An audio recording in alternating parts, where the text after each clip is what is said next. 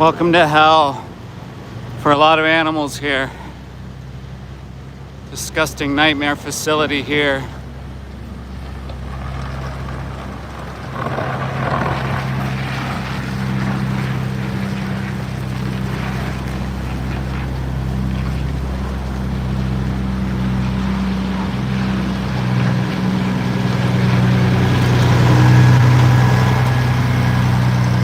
Disgusting hellhole facility. It's about to slaughter innocent cows, all for a meal. All for a fucking meal, guys. These poor innocent cows getting their heads, their faces shot. For what? For a meal? For milk? How disgusting is that? The police should be called. A crime is being committed. This disgusting hellhole facility. I got off at my stop about 11 minutes away, and I could smell this disgusting place. I could smell it all the way from over there. All the businesses. You see the homes in the background. All the community center. How disgusting is that? So again, I'm at this hellhole place called St. Helens. Some guy yelling at the animals. You can hear him scaring them before they get brutally killed, shot in the face for fucking milk. Milk from a different species. How disgusting is that? Absolutely abhorrent. There's human beings that do that all day, every day. They shoot cows in the face. They normalize violence in these communities. When I was an inspector, I used to walk around and it would be as if I was catching kids doing something wrong. Everyone would act all crazy. They would drop things. They would be afraid because they know deep down inside it's wrong. It's wrong to kill innocent animals. It always has, it always will be. And no, milk is not good though. You aren't a cow. If you were a cow, I could understand, but you're not a cow. Ironically, there's people that are from countries that worship cows, and they still are immune to the idea that these cows are being sent to slaughter. I don't listen to Taylor Swift. Sorry, random pipe player. Guys, stick around because I'm going to be exposing something, a dirty secret that a lot of people haven't seen in this industry. A really dirty secret, and you'll be surprised. Maybe you didn't know. So I'm gonna walk around a little bit so you don't have to see my ugly face. But I'll come on in a second. So this is the Nightmare St. Helens. This place was across the street was actually shut down.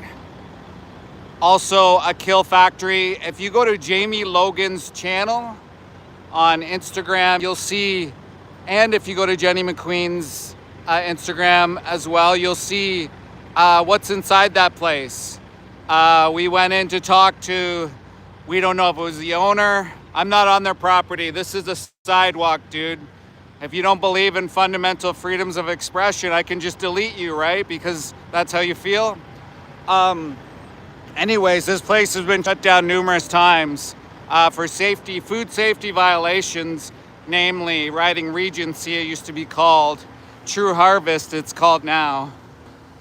So you can see, this place is sort of opened up, right? As a former inspector, you would think that would all be closed up. You can basically see into almost the kill floor area. And so they leave it open because it gets hot in there. It gets smelly in there. And see, there you go. as an ex-inspector, I would demand that would be closed. So it seems like the inspectors don't do their jobs here. So you have these companies here normalizing violence. Cameras all over the place, but hey, we can't have cameras on the kill floor, can we?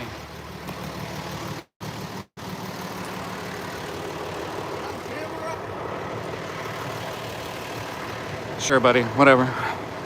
See, people do weird shit when you come to these places. They act weird.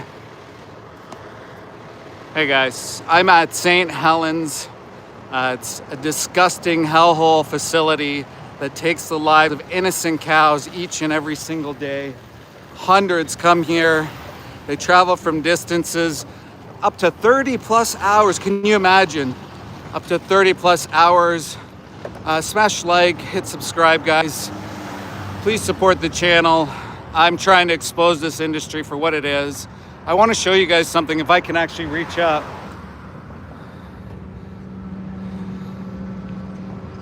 And you'll have to take a look, right?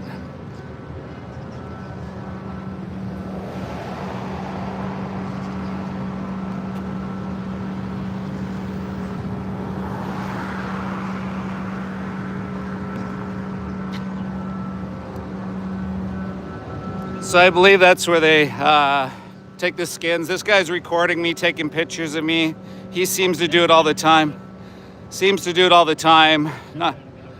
Not sure why he's doing that, but he's talking foreign language here. It's okay. Hey, buddy, how you doing? As you can see, it's bully-like material here. He's kind of pushing me off the sidewalk now. Consistently triggered this industry, right? The employees, and this guy will just follow me around, try to get in my way, take pictures of me. I don't know why. He seems to be a bit triggered because he probably understands that he's supporting violence, right? Supporting a violent industry. He can get another job. This guy especially can get another job. Maybe some of the employees here might have a hard time, but everyone can get another job. These places need to be shut down. You go to my friend Joey Carbstrong's channel. Well, I value him. I think he's incredible. He probably doesn't know about me, but Joey Carbstrong exposes these places to a greater degree. He actually has exposed a pig facility, a chicken facility using gas. Yes, they use gas to supposedly stun these animals. He's also exposed a place that doesn't use gas, a halal facility, a halal nightmare, if you can imagine. Guys, stick around. I'm gonna bring you also, I'm not sure if you guys saw anything there on that truck, by the way. Let me know in the chat if you did. Also, let me know in the chat if you're vegan. Let me know if you don't support violence. Hey Jake, hey Pia, thank you. Vegan for them. Appreciate you guys being here. The smell, I can't even describe it. It's almost impossible to describe the smell. As people who have been to slaughterhouses who have exposed these nightmare facilities, you know what the smell is like. You know how terrible it is and disgusting it is. I'm just kind of walking along and being stalked by this guy, even though I'm not on their property or near their property. He'll continue to follow me because he's got nothing better to do. Yes, hit that heart button. Maybe it'll get to more people. I don't know what this guy's capable of. He's been really in my face before as well and yelling at me and speaking in different languages. So I'm not sure what his problem is. You go to some other facilities and they don't follow you around like this. But for some reason, St. Helens, the violent, disgusting hellhole nightmare facility that it is, allows its employees to stalk people. It actually allows its truck drivers to let the trucks sit in the hot sun like it did over here if you look back at my other videos. So over in this area on a hot day, these truck drivers, because they're triggered, they'll normally park here, but if they see an activist, they'll park right out in the sun. So this guy's just gonna keep following me, so we'll give him some airtime. Can you stop stalking me, harassing me? Sorry? Fuck off. Is that what St. Helens Meat Packers Limited talks to people? You just tell people to fuck off? Is that it?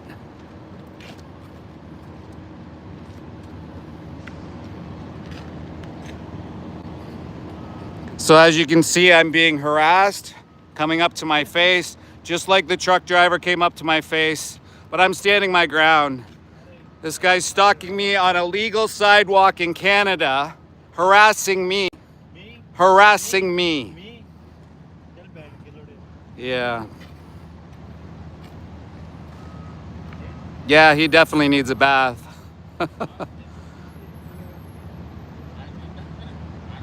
Let's be honest, guys. This guy's not a threat. He's a little beta male. He couldn't do anything. What's he gonna do? Yes, it is ironic that he's coming up to me and stalking me when I'm just putting a camera on the cows. So again, St. Helens, they caused this, right? They come at me, they come in my face. They try to threaten activists. They try to harass them and intimidate them to not come back here. But as you saw, this guy came up to me, and what's he gonna do? Look at him. Yeah, look at him. Look at little toothpick. What are you gonna do? What are you gonna do? This is what the violent industry does, right? They create violent people, and they justify it, and they try to harass you, and they go at you. Yes, please double tap the screen, hit like. 370 people looking at this guy's unbathed head. Well, honestly, even if he showers, he's still gonna smell like this death hole, this nightmare, disgusting place. Well, I'm not saying everybody's the same as this guy. I'm saying this guy in particular. People who work at these facilities are often violent. They turn violent. They have to justify it, right? And so this guy's done nothing but harass me every time I come here, calling me names, speaking in different languages, getting right in my face like he did, right? Telling me to fuck off, all these things. So yeah. But I won't be threatened. I won't be held back. I know my rights. I know what I'm allowed to do in Canada. And I'm an ex-inspector. This guy claims he understands all that, but he doesn't. I'll talk to his manager too. I haven't really pushed it. I could probably get him fired for the way he's treated me, but I'll wait. Maybe someday. No fight. No fight. See, now he's gonna follow me. I'm gonna stop. You can play games all day. So guys, do you want me to take you to the spot I was telling you about? There's another spot. Yeah, this is Canada, Pamela. This guy's a loser. I'm not a loser. So yeah, guys, I'm in Canada. This is called St. Helens. They take the lives of innocent cows each and every single day. They steal their babies. Sometimes they're still pregnant when they're sent to slaughter, guys. They are still fucking pregnant when they're sent to slaughter. They cut babies out of them. And people in the chat, guys, just so you know, most of the people in the chat are probably normal people, probably just trying to take in information, probably came onto the stream and like, who the hell is this guy? What's going on? Well, guys, I'm just trying to shed a light. I'm an ex-slaughterhouse inspector. I'm trying to shed a light on the industry as a whole. I'm trying to help you come to the conclusion that you don't need to be a part of it and the disgusting things that this industry does to hide what's happening to you. Literally, in order to make more profits, they have these baby cows that are impregnated over and over who go to slaughter who are still pregnant. Yes, still pregnant. They're sent to slaughter so they can get more money for the weight. So if you can imagine, people are shooting cows in the face, they're executing them, and they're cutting actual babies outside of them. That's what happens in this industry. That's the dairy industry. Then they go for steaks and burgers. That's exactly what happens, guys.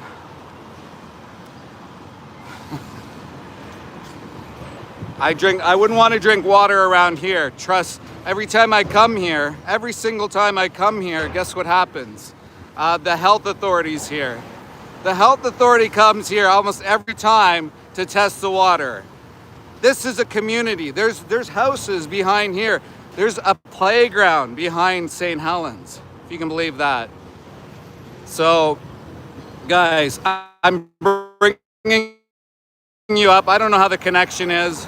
I thought I'd give it a whirl, try it out, figure bring you around this disgusting area. Oh my God, I can't even begin to describe the smell. But right over here, guys, this is called the tannery. This is where they process the mother cow's skin. The smell, it's just as bad, if not worse. And I'm gonna show you guys in a minute if I can get a peek without getting assaulted. That's generally what happens around here. They'll spray water at you. They'll tell you to fuck off. They'll try to intimidate you. So that's likely what would have happened here. But guys, we gotta expose these places, don't we? So this is the tannery, guys. So as you'll be able to see right in here, the skins.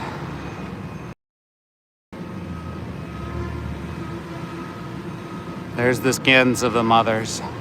I am home. I'm in Canada, buddy. This is where I live, where I was born. Look at this.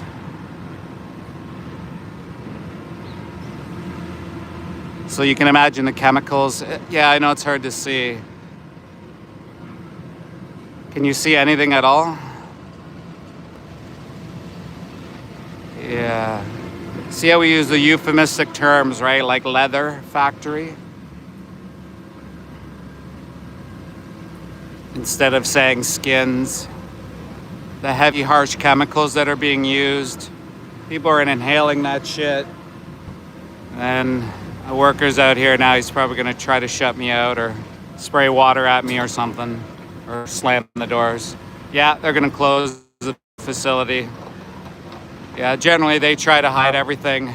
As per usual, guys, this is typical of the industry. An industry that says they do humane things, that they're humane, they're ethical, they treat animals well. They do these things, right? So they claim. And they try to hide everything, right?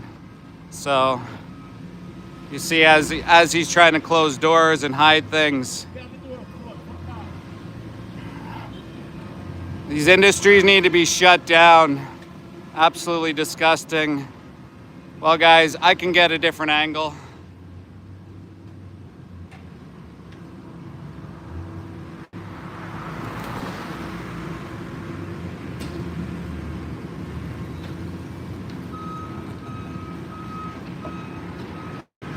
So a transparent industry, right, wouldn't be shutting all the doors.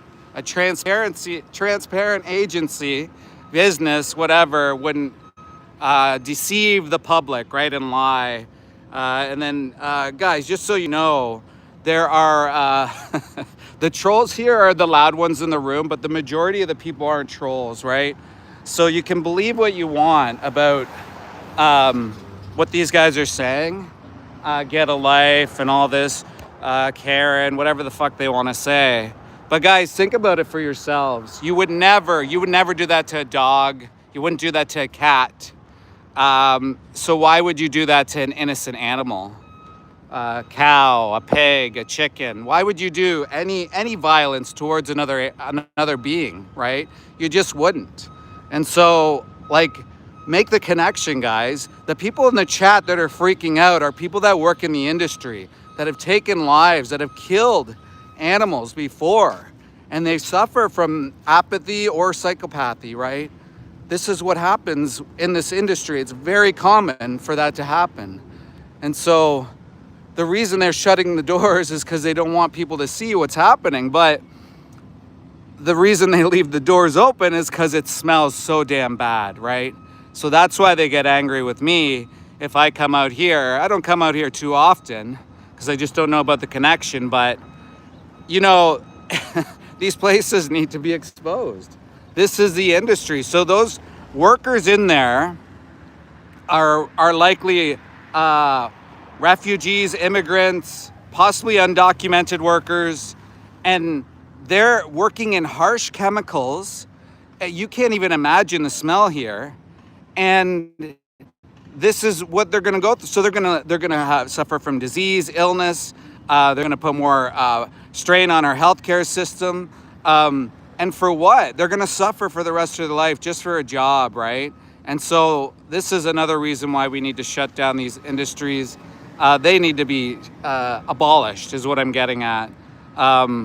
It smells, it stinks, it gets into your drinking water. You can watch Cowspiracy. There's a documentary that explains exactly what takes place.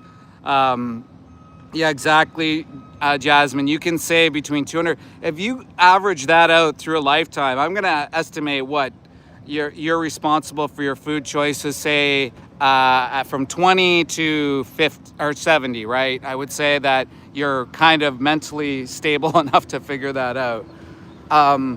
So wait, actually, sorry, I want to check out this.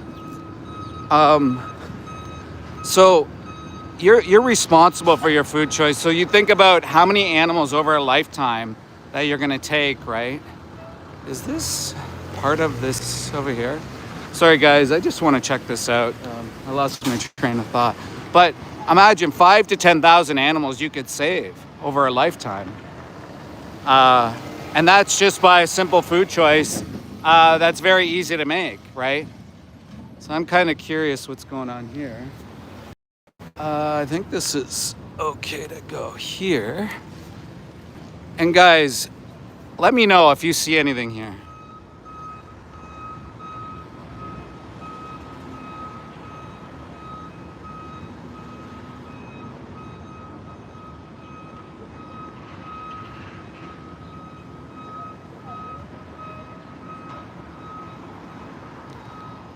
Empty?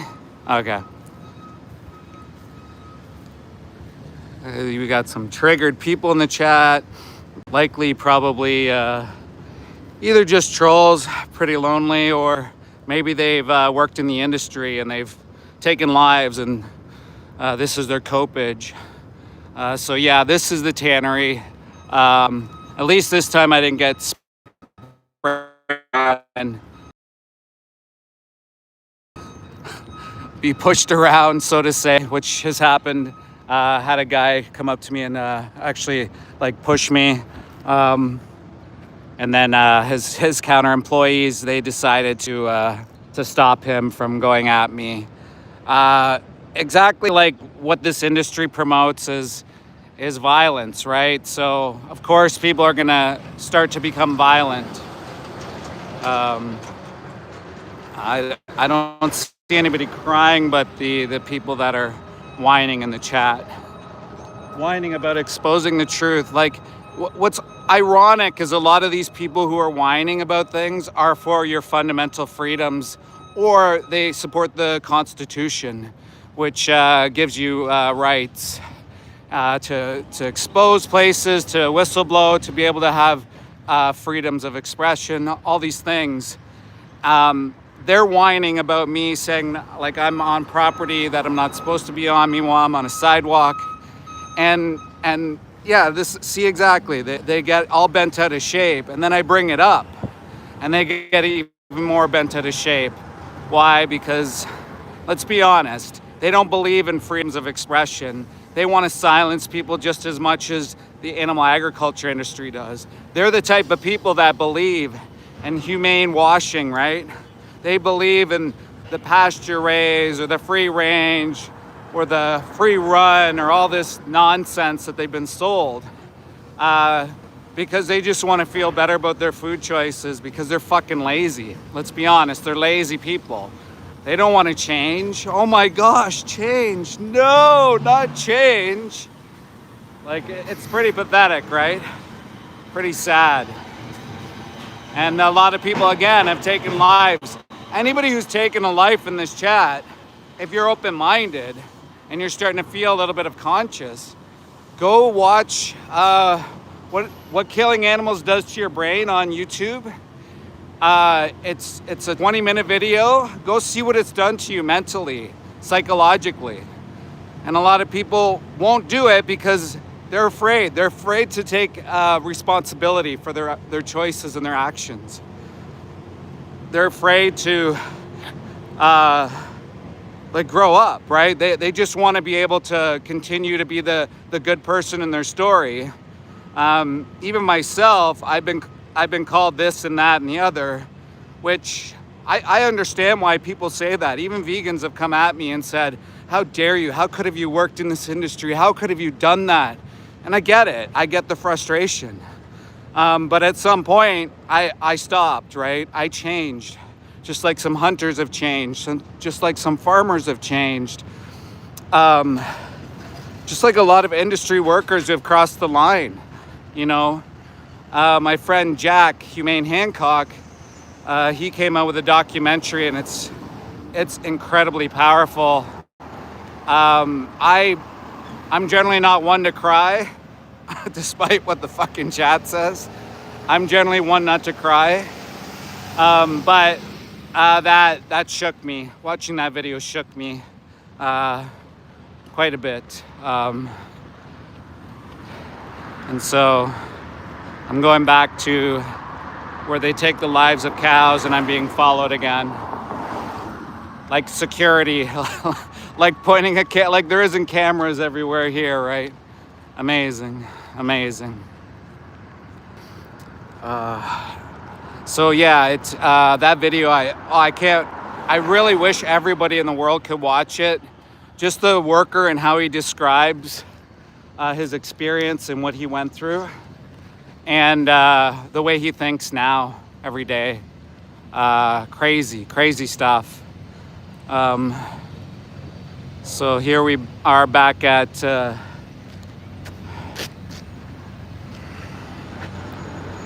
this is what it's like, guys, coming here. You get constantly harassed. See what I mean? So I'm just here filming. This guy comes and takes pictures of me, comes and talks shit to me, tells me to fuck off, thinks he's a big tough guy because he's got a security badge, which is a nothing badge. Yeah.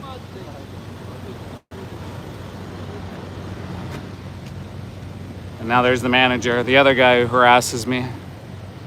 Guys, fundamental freedoms of expression. We're allowed to show what we want. I'm on the sidewalk. We are in hell. This disgusting nightmare facility. I have two people staring at me, mocking me, making fun of me, and taking film and pictures of me. For what? Do you want me to dox you, bro? Is it that funny? Are you starting shit again? 525 people, check it out. This is the manager at St. Helens, talking shit, mocking me, making fun of me.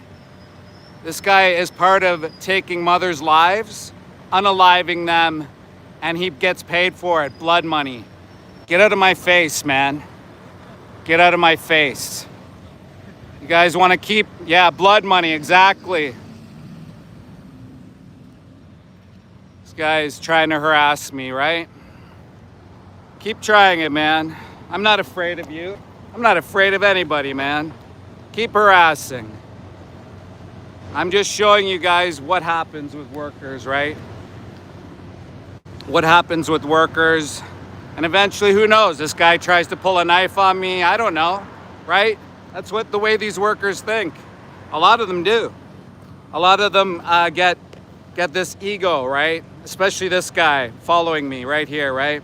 St. Helens employee gets a security badge and he's stalking me. 800 people watching, right? This is what happens when you try to expose this nightmare facility and all these facilities. You get harassed by people. You get completely harassed. They get in your face. They tell you to fuck off and they film you. Meanwhile, we're filming the trucks. We're trying to show what happens here, but they want to make it about them because of their guilty conscience. So guys, hit like, hit subscribe, tell all your friends, get out here, get out to these disgusting hellhole facilities, expose these nightmares for what they are, because they are actual nightmares. They shoot mother cows in the face. They create more violent crime rates. This guy continues to stalk me, harassing me. I'm on a sidewalk in Canada, and he's coming at me. It's okay. This time I think I will actually talk to the owner, because I know the owner, and we'll see what happens.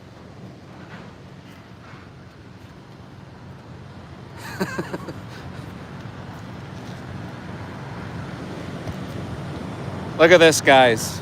I'm standing on a sidewalk. This is unprecedented. Do you want to know why? Because I'm by myself. But look, we have hundreds of people on here, and you can guys all see I'm being circled. I'm being harassed by this employee from this place, St. Helens Meat Packers. You guys can see that, right? Am I wrong there? Am I being harassed? Am I being stalked? Is he not in my space? Did he not come up to me and tell me to fuck off earlier? Is he filming me? Right? Guys in my face, in my space, harassing me on a Canadian sidewalk. It's okay. It's fine. You know what? This is what this industry does. This is exactly what this industry does. Parrots and harasses me around, right? Get your hand out of my face. Get your hand out of my face. Get your hand out of my face. See that, guys? Pure harassment. It's okay. I'm going to contact the owner of this facility, and this guy will probably be gone after that. So congratulations, my guy. So guys, I'm at St. Helens being harassed by their employees. Oh my gosh. Imagine that. On the sidewalk, and this guy decides to come on the Canadian person's sidewalk and harass me for exposing this disgusting hell facility that shoots mother cows in the face, by the way. They steal their babies. So also people can pretend they're baby cows. Amazing. Yeah. Yeah, this is in Canada, if you can believe it or not. Alicia, I'm being harassed by the employees. Nothing new here though, right? I've been physically assaulted. I was physically assaulted across the street. This guy got in my face, told me to fuck off, got in my personal space, circled me, like harassing me. So I don't know when he's ready. He's probably gonna try to hit me or something, but you know, if he does, that's up to him. I can protect myself though. I'm not too worried. Yeah. Guys, so we're at St. Helens. We've got an audience right in my face. I'm on the sidewalk, by the way. I'm well within my legal authority to be where I want to be. Now, if I was on their property, I could understand him being aggressive in my face. But yeah, thank you. No, Nilf. No, I'll be safe. I've dealt with people like this my whole life. Since I was like 19 years old, I used to be an inspector, and I used to go into these places, and people get triggered. Every time I walked in, they drop stuff. Well, Richard, you can't lie about that. It's illegal to say that you're a government employee when you're not. So yeah, that's a good one, Vegan for them. Thank you. Guys, hit like, hit subscribe. Help me out here. I'm being harassed, stalked like we're in the wild or something. Some people get a little bit of authority and they think that they're authority figure, but they're not. Yeah, I used to be. So I worked 22 years as a civil servant. I guess you could say 15 years in this disgusting industry, which is crazy to me. How brainwashed and how idiotic I was. Now I'm trying to take some accountability, but I'll never be able to take as much accountability. Oh, it's Gufter. Gufter's back. Just complaining like he normally does. Thanks for pushing the algorithm, buddy. So I'm trying to get some light on the cows being shown. So I think this truck is probably empty on the right. Rage baiting a security guard. No, I was just standing here and he was in my face, bro. How's that rage baiting? Quite literally, I was just standing there and he walked in my face, started taking pictures of me and recording me, and got really in my face. So, yeah. That's a good question. I was gonna look in to see if they claim to be halal certified. If you didn't know, anybody can get halal certified. You can go online right now and in 5 minutes, you can be halal certified. I'm just backing up just in case these guys want to be a little bit more aggressive with me.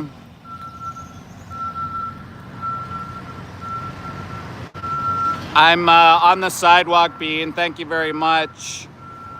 He's not a good man. He's harassed me almost every single time I'm here. He used to be nice. I don't know what happened. I gave him a card before. We had a conversation, and then one day when I was recording the cows going into slaughter, he was laughing at me, and then he told me off and he gave me the finger. And as you can see earlier, if you go back in the video, if you go back in this stream, you can see how I was harassed. How's that a job, harassing people, Bean? It's not a job to harass people.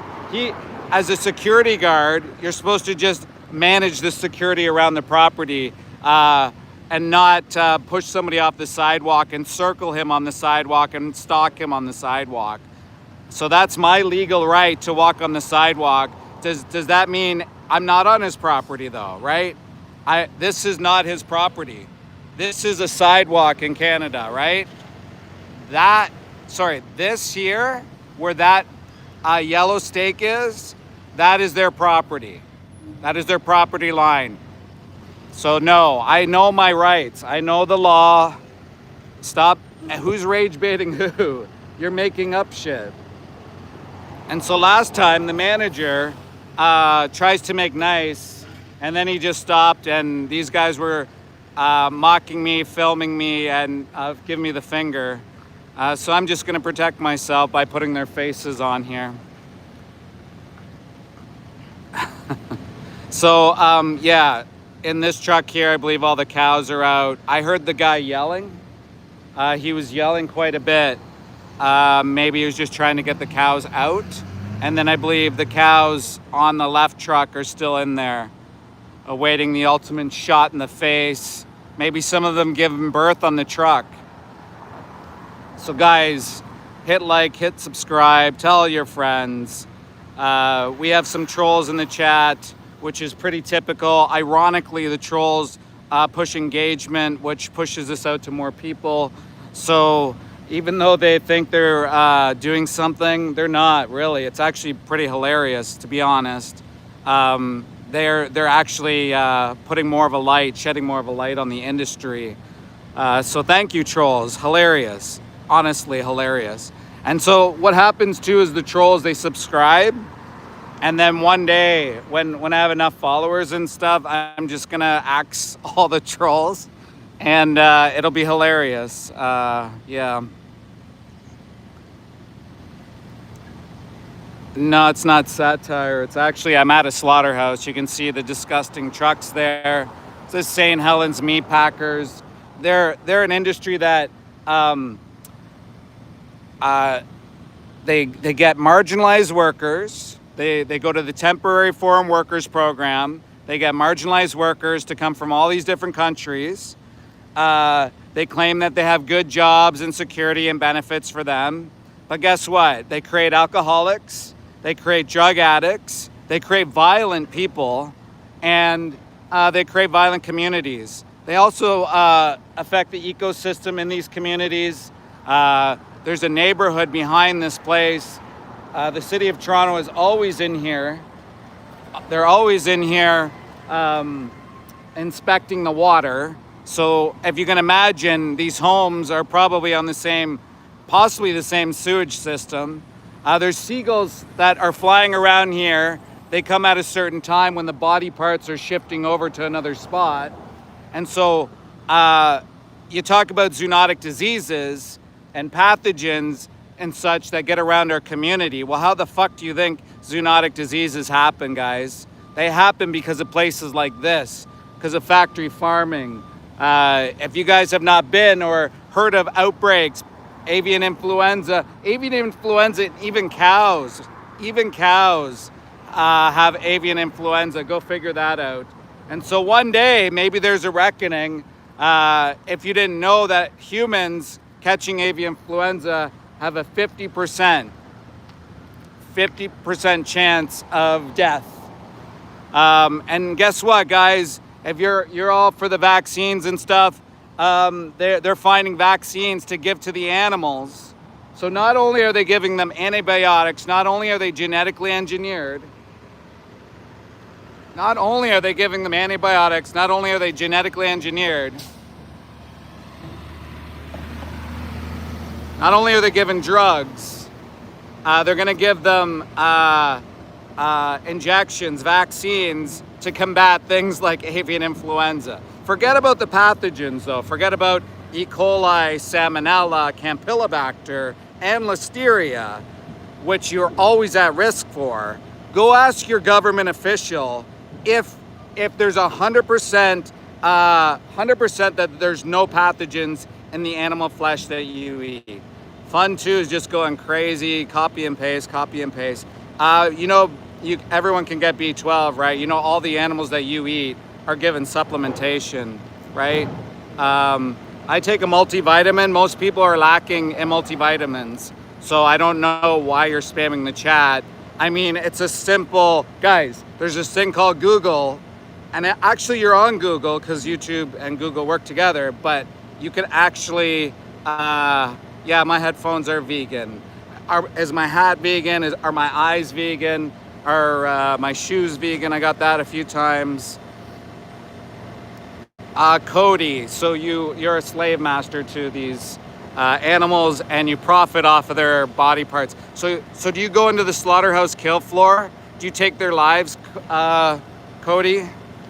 Do you take their lives, like these employees here, causing you to suffer trauma? Because you probably do, and you probably don't even know it. You should watch a video called What Killing Animals Does to Your Brain. Hey, Cody, you could be a sanctuary. You could be a leader, right? You could be a leader and lead and say, look, I don't want to be a part of this industry anymore. Why am I hilarious, Cody? Just speaking the truth, bro. Plenty of people have changed. And so, like, what? You want to profit off the lives of innocent beings for what? Do you always want to be like that? Do you always want to take lives? Do you not befriend any of the animals? Have you never befriended any of them? Never given any of them a name? Yes, Bean, I am crazy. Thank you. Appreciate it. I don't care, Bean. If you had worked inside a slaughterhouse and seen the shit that I did, you'd probably be out here too. Once I learned I was lied to, it took me a while to speak out, and now that's what I do. And I'll continue to do it because it's an atrocity. And if you know that you don't have to eat animals, you know it's not necessary. Would you put a dog, or would you not save a dog from a hot car if they were gonna die? Of course you would. So why wouldn't you have the same compassion and respect for animals that you would a dog? It just makes no sense because we're fucking brainwashed. And I'm a big believer that we are normalizing violence here. Violence has been justified in society here. So why don't we change the script? And of course we're gonna live in a better world if we stop normalizing violence. Think about it. Well, at least I got some free space here, guys. Guys, hit like, hit subscribe, tell your friends. Go follow Jake. Go any of the content creators in here, please say hi and go follow them. They're doing great work. They're exposing these industries as well. Pia, thank you so much for being here. Nilf, No Injustice Lasts Forever, thank you for being here, guys. Really appreciate the support. Yeah, it's tough. It smells here. It reeks here. That's one thing that you can't give the audience is the smell. If you go out to farmers' fields, maybe you can smell similar, like it smells similar, but it's nothing like being at a slaughterhouse. It doesn't even compare. And this is the outside. The inside, as I know, is much worse. No, I'm not going to leave New World Theater. Why would I? What's wrong with exposing this place? Tell me. Reaper, apparently nothing in the world's vegan, according to you. Reaper, that's just an excuse. Hey, Mel and Steve, thank you so much for being here, guys. Really appreciate you guys getting on the stream earlier. I know it's tough being out there. Really enjoyed hanging out with you guys in the UK, exposing those hellhole facilities. I'm not sure if you guys saw I was being harassed earlier, which was crazy. But it goes with the territory. These people are triggered, right? Their cognitive dissonance is there. Maybe they deep down inside do care, but it just seems like this guy is off the charts. Get a little power, and that's what happens. And I saw that actually as an inspector. There were inspectors that pulled their weight around, so to say. There were vets that did the same. Even when I brought up issues of non-compliance to vets, one example I always think of is when thousands of birds came bruised.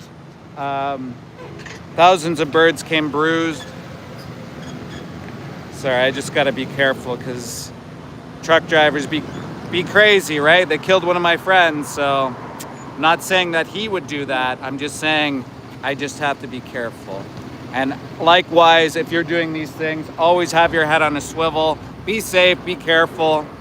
Yeah, exactly. Following me, stalking me, getting in my personal space, getting this close, saying fuck off like crazy.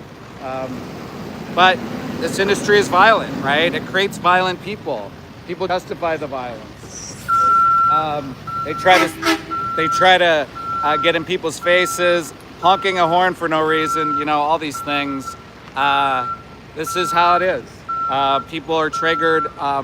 So when I brought up this issue of, sorry, I know it's loud, guys. When I brought up this issue of thousands of birds that were, you could tell that someone beat the shit out of them. Like the catching crew beat the shit out of them, and they threw them in the crates, and then they came to the kill floor. They were all bruised up. They were all beat up, and you know, I found out the farm. I found out what the catching crew was. I brought it to the inspector in charge, the vet in charge, and they did nothing about it.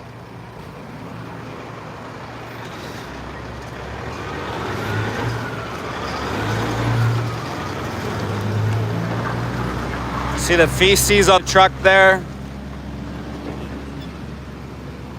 Feces on the truck there, disgusting. Scared shitless those animals were, and they had to go through that. So yeah, I brought this up to the inspector in charge, and what did they do? Nothing. Yeah, I know, I see it. That's all they said. So I went over their head, and I got reprimanded for it. So guys, it doesn't matter. Inspectors are token positions, and they get paid a lot of money for doing a lot of nothing. No offense, old inspectors, whoever I used to work with, no offense. Maybe in some cases, temperature control and stuff like that, but mostly in slaughterhouses, token positions. Yeah. Birds poo. Well, yeah, they poo, and other animals. Hello. This is weird. So guys, yeah, thank you as well, Mel and Steve. You guys really inspire. Guys, if you want to get active, if you want to join us and get out in the streets and make a fucking difference, we've had so many people say in chats and talk to us and reach out to us afterwards, even cross the line and say, I don't want to be a part of this anymore.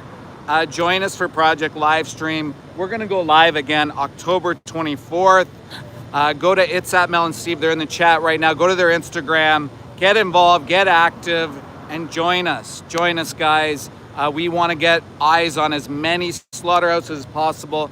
I think it was 108,000 views we got just from one day alone at slaughterhouses. Can you imagine all the new people that switched through this vertical live stream format? They're seeing this for the first time. They're seeing the animals. And if you saw the the analytics, the algorithm spikes when we expose the cows or the chickens or the turkeys. You see the spike, and people start watching, they start engaging, they start watching and seeing what's happening. It's very powerful. It's such a powerful means. And if you want to be part of the history that changes this disgusting industry for good, I feel like it's a pivotal time in the movement, and I think we can enact huge change. So guys, please, I encourage you to get involved. We need as many faces and eyes on these disgusting facilities. It's an abomination. We know we can live healthy and fine without exploiting others, without using others. It's pretty simple. We can evolve. Just going to show you how disgusting the street is. So I think it's I don't know what manufacturer there are, but this is the stuff that also gets sprayed into the air. And then look at the houses there. It's hard to see from this angle, but maybe I can bring you around one day and talk to the residents and ask them how they feel about living in a place that has mother cows shot in the face and exploited and has their babies stolen for milk and cheese and shit.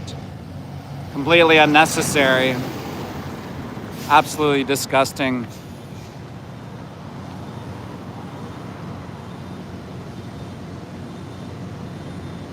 Oh, thanks, Alicia. Don't worry about it. Don't worry about calling the police. I don't. I thank you for calling St. Helens, though. But don't worry about the calling the police. Hey, above the horizon. Thank you so much. Pretty cool videos that you've been shooting.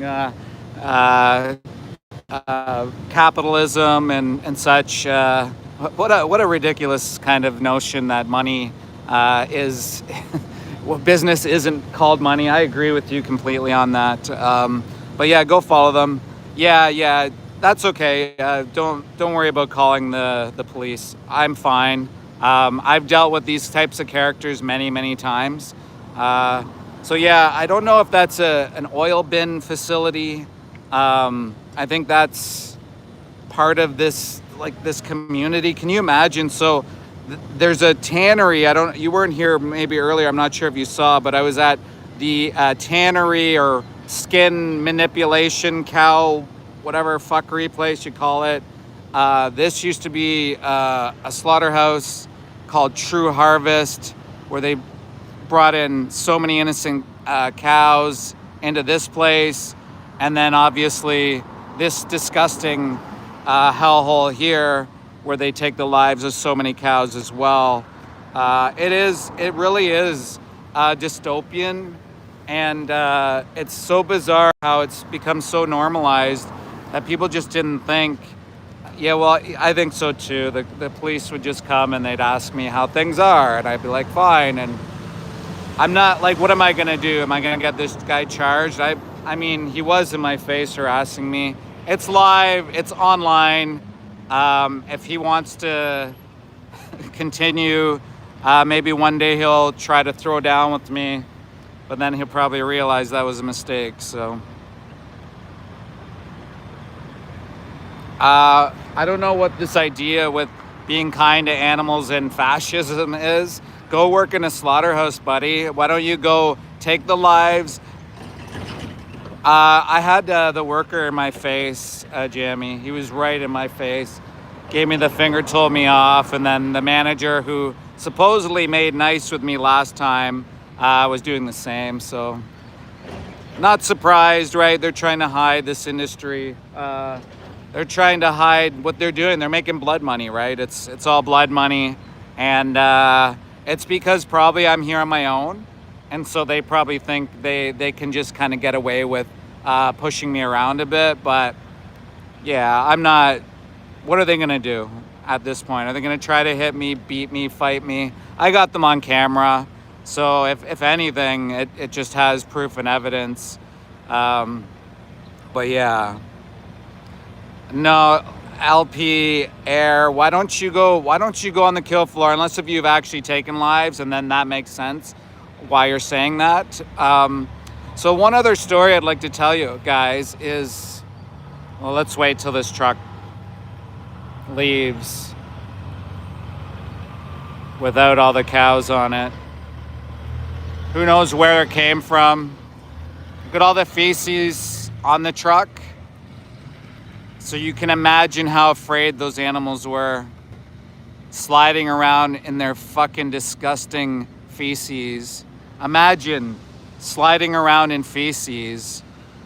And the thing is, what's crazy is that it's been normalized, right? It's been absolutely normalized that these animals supposedly want to be in their filth and their feces. How crazy is that, guys? How insane is that? So the manager's here now, so that now I think they're gonna try to gang up on me or something like that. But I'll film it. I'm not too afraid. And this guy, see they're trying to harass me again. So let's put the camera on them, trying to harass me and make fun of me. But that's okay. That just means they're triggered, and they want to come at me. And this is the employees of St. Helens, right? So these were the two guys. The guy on the right was the one in my face. He actually hit one of our activist friends' phone. Almost, I think they almost dropped it. And originally the manager used to be kind of cool with me. He used to be all right with me. We used to talk. But then one day I saw that the trucker was leaving the poor cows out in the boiling sun. And I told the manager that he should get those cows in shade, and he told me to fuck off. And so mother cows, right? So those were mother cows that you're eating, buddy. Mother cows. Innocent. Maybe they were pregnant when they were sent to slaughter, buddy. Yeah. So anyways, this guy told me off. And from then I was like, screw you, man. Good, screw you. No, it's funny, this guy thinks he's such a tough guy, right? You get a little authority and you think you're something important. But I know the owner of this place, which is really weird. He actually came up to me. Yes. He actually came up to me, the owner, because he wanted to meet me. Because Toronto Cow Save came here and they told them that an ex-inspector is coming out to the vigils. And so I met him, and the very first thing he told me is that his dad died when he was 19 or 18, something like that. And it was kind of weird, but I'm not surprised, because usually when I would walk into these places, people would kind of share with me certain things. Why are you recording? Why are you recording? Is it sideable? Is it your sideable?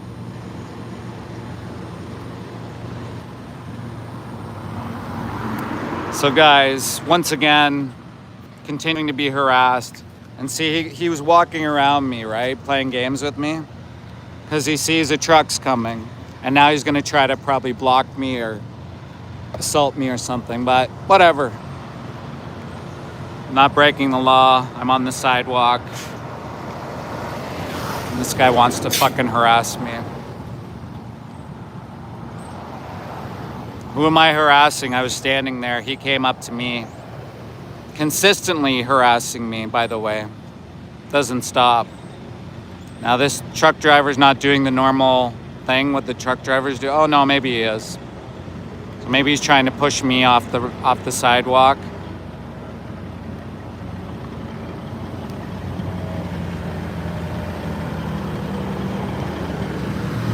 So guys,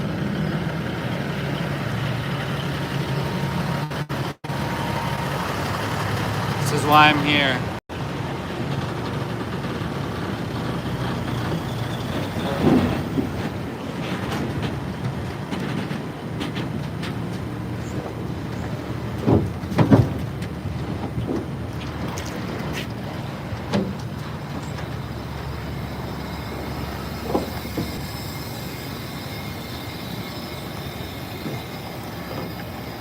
The guy's sneaking up on me, making it dangerous.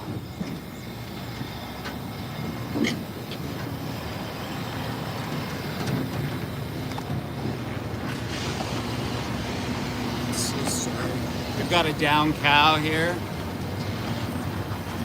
Looks like we have 2 down cows. 2 cows are down. So, you didn't know cows aren't supposed to be down, right? It's clear this truck driver doesn't know what the fuck he's doing.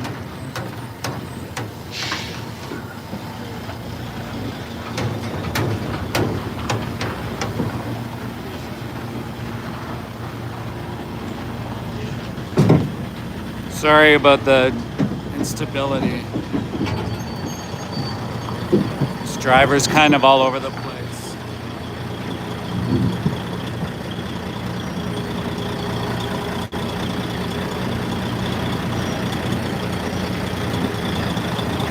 So sorry, babies. 2 down cows. 2 down cows. Insane. How monstrous.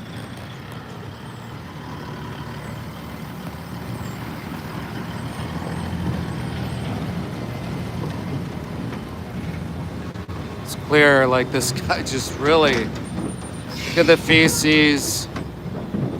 He's probably lactating still.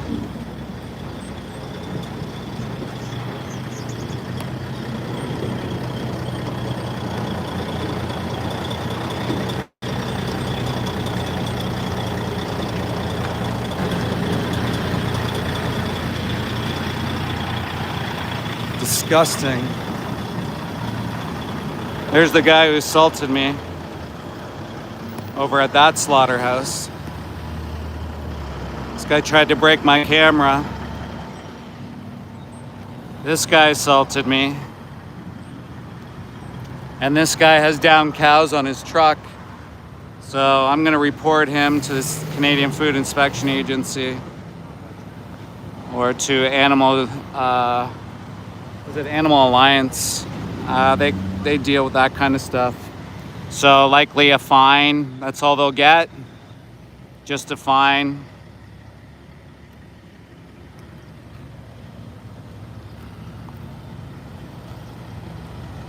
Don't be a monster. Be vegan.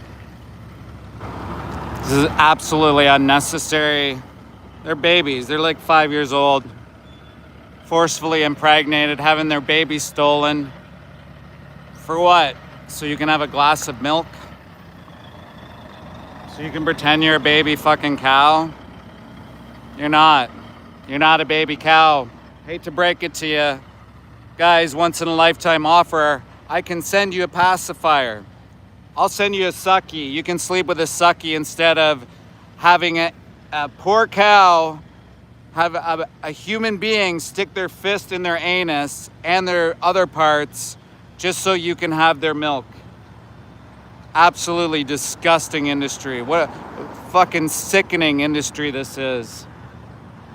Pathetic how this is normalized. And then people come at you. Some workers seem like they're coming a bit this way as well. They're on break now. That's disgusting, Keith. What are you, a fucking child? You know you wean at like three years old, right? Keith. How disgusting is that? Guy drinks a gallon. Guy thinks he's a fucking cow. Guys, insane. How ridiculous is that? Thinks he's a cow. Guys, I'm at the most disgusting hellhole place in the world. It's called Fear Man, or sorry, no, that's the other slaughterhouse. Can you imagine another slaughterhouse is called Fear Man Slaughterhouse, where they put pigs in gas chambers, literal gas chambers. The UK government said it was cruel to do so.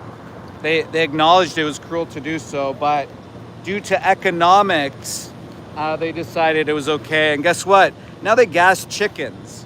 And you can go and see that for yourself.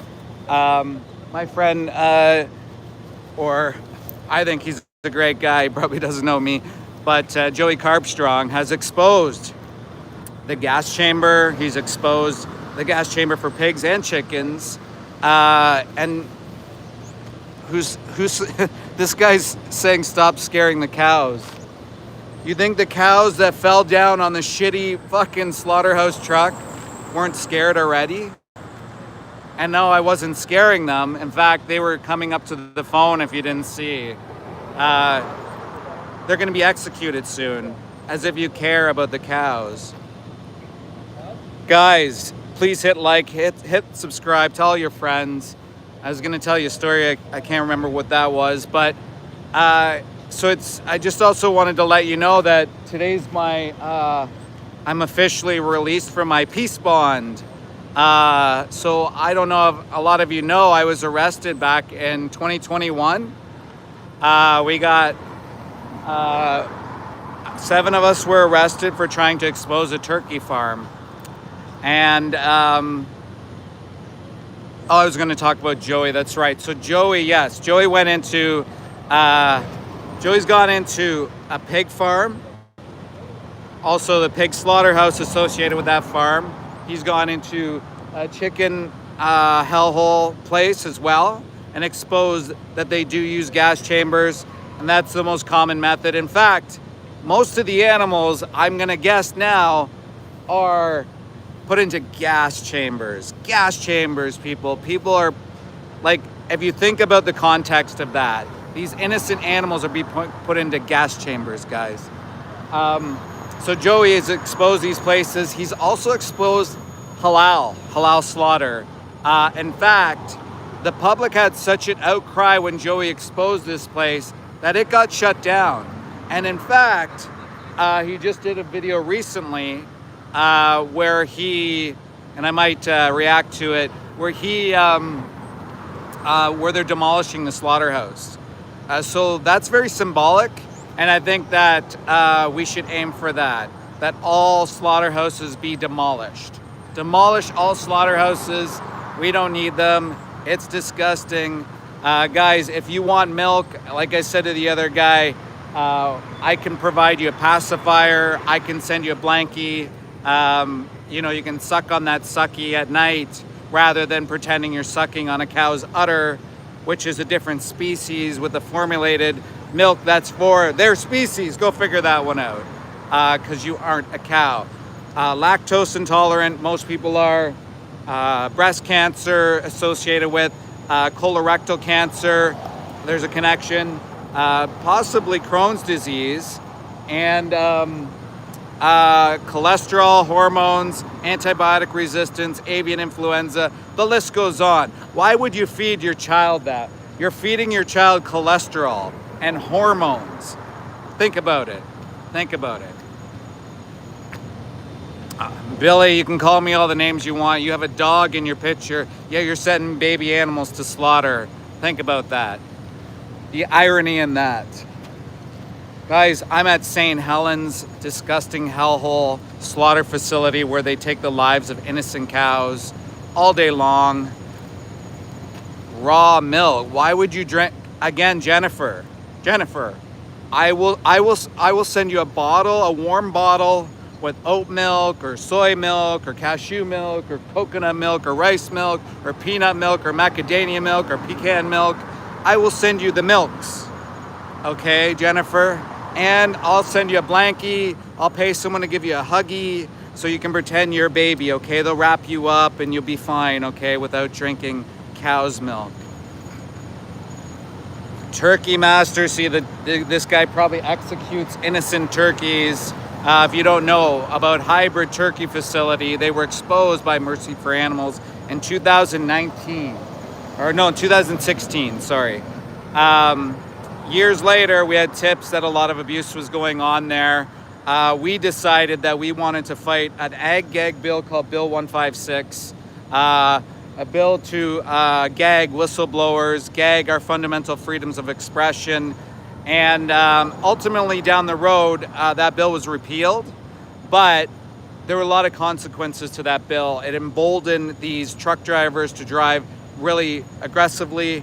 They in fact killed one of my friends out at Fearman's Slaughterhouse. You can go look up her name. Her name is Regan Russell, murdered at a slaughterhouse just from simply holding a sign. Person of all rights. She's 65 years old when she was struck by this guy. There was a whole thing, okay? So this was one day after this bill was passed.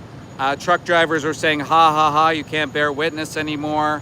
And again, the rhetoric surrounding the way they were speaking to us was quite crazy, scary. And ultimately, Regan was killed for simply standing in a crosswalk with a sign by some crazy driver who was triggered. If you want to know more about her story, there's a video called There Was a Killing. And then afterwards, the Toronto Star, one of the news agencies in Canada, actually picked up the phone call, the 911 phone call from the truck driver who was told specifically to stay and not move. And what did he do? He drove and killed Regan. Told he was not to do that, but he drove and killed her. If you can ever imagine that. This woman stood for all rights. She stood up for everything you can imagine for over 45 years. I remember when I met her, I said to her, you've been an activist for longer than I've been alive, and she just laughed. I remember her laugh. She was a teacher. Now, can you imagine if that happened to a teacher? The Halton Police Services, they hid things. They hid the 911 phone call from court, if you can imagine that. So I've been a vegan for almost, I think it's about 12 years now, Morton. I worked 15 years for the Canadian government as an inspector. I worked in investigations. I worked in sampling. I worked in imports, exports. I worked in a number of roles. And one was in animal health and an investigation unit. So for from 6 to 8 years, I kind of worked in and out of slaughterhouses. I became very ill. I contracted E. coli, and I also contracted Campylobacter years later. I developed blood clots in my lungs simply from starting in this industry. A lot of workers will contract pathogens. Almost everyone will at some point or another. And what it does is it can reduce your lifespan by quite a bit. Obviously, if you're having blood clots in your lungs like I did, yeah, don't worry about the timeouts, Benji. It's fine. Relax, enjoy yourself, or try to enjoy yourself. Yeah, I also suffered respiratory issues. I couldn't breathe on the kill floor, just because it was cool air and it was really dry in certain spots. So you would go into really cool and it would be lots of condensation, and then it would be really dry and kind of weird. And so I couldn't breathe. I had to use an inhaler. I had to go get maskings. I had to go to the hospital very often. And at some point I had to go to my doctor, and my doctor said, you can't work out there anymore. And so they moved me out of that facility, and they were going to put me into another slaughterhouse called Fearman's. If you can imagine, the name is called Fearman's Slaughterhouse on Harvester Road, where Regan Russell, go vegan for Regan, was killed. Go figure. And so I didn't end up working there. They put me into something called processing. So I would go inspect all these different facilities out in various cities that were kind of a little bit more isolated. So I would drive around, go to these places and inspect. So building maintenance, stuff like that, and temperature controls, allergens, stuff like that. And so at some point, that job ended because my substantive position was done. And so they moved me into something called animal health. And so they gave me a 6-month stint there. I also worked in an emergency response outbreak. I was a quartermaster during that time. So what happened was there was an outbreak of avian influenza in Ontario, Canada, and yeah, it was really eye-catching because sorry, I just heard a noise. What happened was the inspectors would come and tell me what was happening on the farms. So they were culling the chickens, and some of them were just saying it was just such a disgusting thing because they were foaming them, I believe. And so I was my job was just giving them equipment. I didn't go out to the farms. But one of the inspectors told me how what was really gross was he saw rats and mice like eating the carcasses of the birds that had avian influenza, and he was like mortified and messed up. He told me like he's never been the same ever since seeing that. And so this guy keeps calling me names. Keep calling me names. It's fine. You're boosting the algorithm. Keep saying it. Oh, so the police are here. And so, yeah, pretty crazy what I saw. Insane, actually, from what the perspective of the inspectors were. And so that's scary, right? One of the guys said, I'm so scared to go to these facilities because I don't know if I'm going to contract something. I don't really want to go, but, you know, they flew me out from BC. Like all these workers were flying from different spots and coming to different spots. No, that's okay. I'm sure the company probably did. So, yeah, after that stint, I was working in animal health, and I saw like investigations. So I worked in investigations. So the files that would come from these non-compliances, we called them, from different places like stockyards, farms, and slaughterhouses, they'd come onto my desk, and so I would have to review them to make sure all the inspectors' notes were there, the pictures and videos and everything just added up. And then my job was simply just to put it on the head lead investigator's desk. And I remember the lady who was working in that unit said, "Don't look at the videos, don't look at the pictures." And I'm like, "Why? That's my job." And she's like, "Just don't. It's gonna mess you up." She's like, "The last person that worked this job, they're on mental health leave."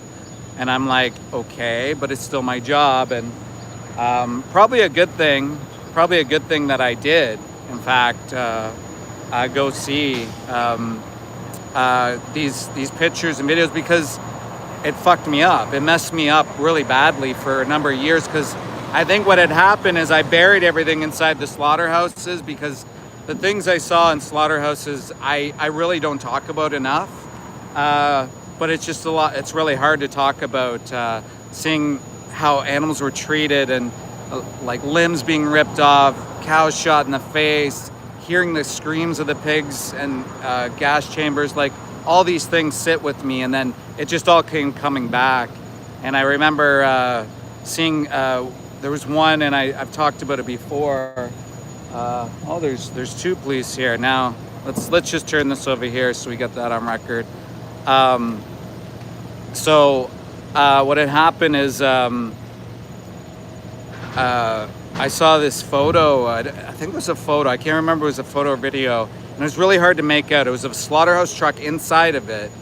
And my role was to just take a look at it and just write down like a little note and give that to the inspector. But I couldn't see what it was. And then I saw it. It was like this smashed in head of this poor little calf that was just born, and the mother was attached and dead too. Like her head was, like her body was trampled upon. So she gave birth on the truck is what I'm getting at, and it really messed me up. And then as I was sitting there looking in the unit, seeing like all these like a filing cabinets full of these poor animal abuse cases, right? Just incredibly insane. And so I told my partner I don't want to be a part of this anymore, and I stopped. She helped me realize that I could go veg, and then I knew what happened with dairy and eggs, and I just stopped, you know. So yeah, that's my story, and I think the police are going to come have a conversation with me, so I'm going to film that just to make sure I'm safe. And it's kind of weird that there's a bunch of them out here, 3 of them coming towards me, so we'll see what they have to say. Hey guys, how you doing? Sorry? Your cameras are on? Yeah, mine is too. You guys are live, just so you know. Yeah. Whatever you're doing here, Yeah. it's fine. Yeah. Whenever the trucks are backing into this lot, Sure. just try to stay away from the trucks. Yeah, yeah. I film You from. can do your thing. I don't whatever you're doing touch on the sidewalk trucks. right now, Sure. but just try to stay off their property. Yeah. And if they are doing their own business, let them do that. Okay? Can I also ask, like, if I'm walking on the sidewalk, is it okay for them to get really in my face? Like, I was on the sidewalk here earlier, and this guy was like in my face quite a bit. Well, he was just like telling me to fuck off and stuff like that. So I can talk to him, but their only concern is when the trucks are backing up, they don't want you to get hit by the of course, I just Take that full into full consideration. full disclaimer. I used to be an inspector. My job was actually to go around these trucks and inspect them as an inspector for the Canadian government. So I'm well aware. 15 years I worked in the agency, so I'm well aware of that. But thank you. I appreciate you coming out here. I think it's kind of a waste of, a bit of your time coming out here, but thank you. I do appreciate you coming out. Cheers, guys.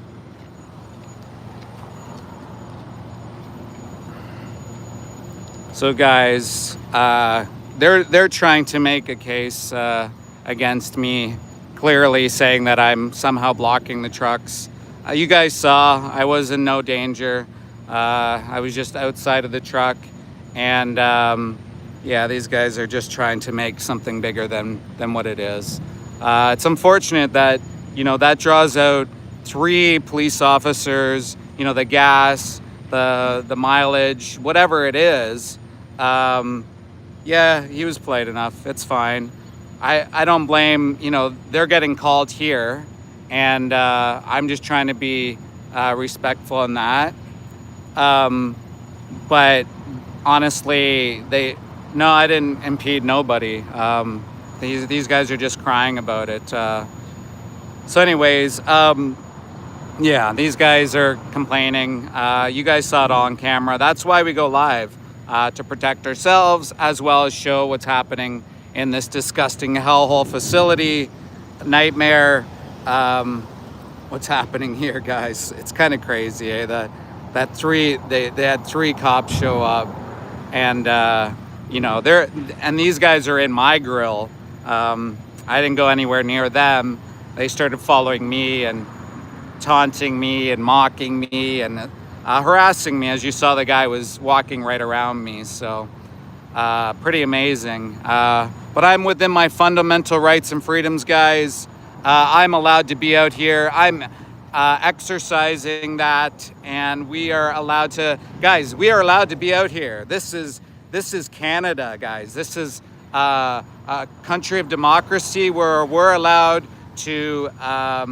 Yeah, so I'm out here at a slaughterhouse, NZ. I'm just showing what's happening with the cows. I'm an ex-slaughterhouse inspector, turned vegan, now animal rights activist, and I just want the world to know what's going on. Well, it's to try to change hearts and minds. We don't need to shoot cows. We don't need to eat animals. We don't need to do any of that. My friend Mary just showed up. Did you bring the police with you, Mary? Yeah, really. Mary's a badass. Mary brought the police with her today. Say hi to Mary, guys. Hi. Thank you for being here, Mary. How long have you been vegan? I was in the teenager years. As a teenager, Mary knew the difference, right? So I'm going to turn it around, guys. The cops are leaving now. But yeah, so not only does this company torture, abuse, psychologically and mentally torment their workers, turning drug addicts into society, adding more alcoholics into society, more violent crime rates into society, but they'll also waste taxpayer dollars by having police come out, which is amazing. And so I think the cops already knew. They knew this was just like probably a waste of time. And you got to sign it. Well, I guess I can't really show this. Yeah. Thank you, Mary, for being out here. So yeah, I mean, amazing, guys. Amazing that this is. So if this was a carrot slaughterhouse, guys, what do you think would happen? Do you think I would have the cops show up? Do you think they would come up to me here? Do you think anyone would harass anybody if this was a carrot processing facility? Probably not, right? Hey, thank you, Axel.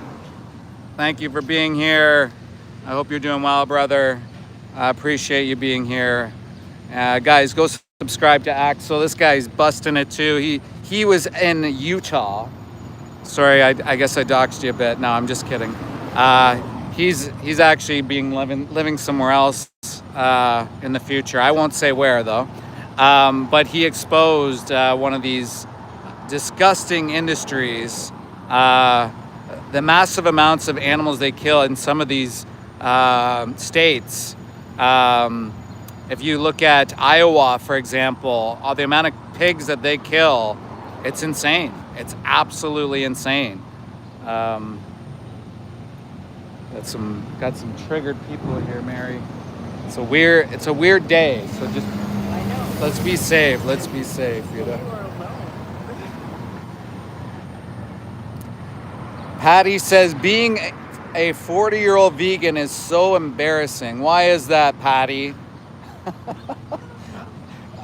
Being kind and compassionate to animals is embarrassing, apparently. I'd imagine, Patty. Do you beat dogs? Do you hurt them? Do you kick them? Why do you dislike cows? Why do you dislike other animals? Guys, hit like, hit subscribe. I've been out here for 87 minutes. Obviously, the police are here, and I don't know why this company all of a sudden, from having, well, actually, maybe I do know why. Maybe the reason they're so triggered is because we're on live streams now, and they're getting a bit more attention. Before, they used to have a bit of a nicer, say, relationship with us. I wouldn't get harassed, and you should have seen it earlier, Mary. Oh yeah, he was in my face. He was like, "Fuck you." He was like all in my grill. Let's see, guys. If you're a vegan, hit 1 in the chat. If you're not, and you're an animal bullier, hit 2 in the chat. And if you haven't watched the movie Dominion the movie on YouTube, look at all the ones. Heroes. Guys, thank you so much. You guys rock. Also, yes, go check out Elwood's Organic Dog Meat. That's the only meat that I will eat. Pug meat, Elwood's Dog Meat. Please go to their website and check them out. You can get Chihuahua meat, pug meat, golden doodle meat, the whole thing. And imagine some of the photos that the animal abusers have are animals.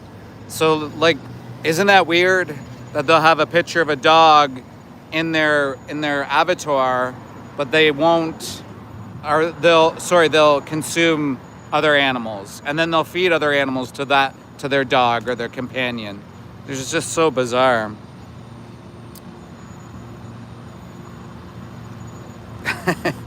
Half the chat is Antifa. Ugh. I don't know about that. Yeah, exactly, Bo. If people actually knew what happened behind closed doors, go to any farm.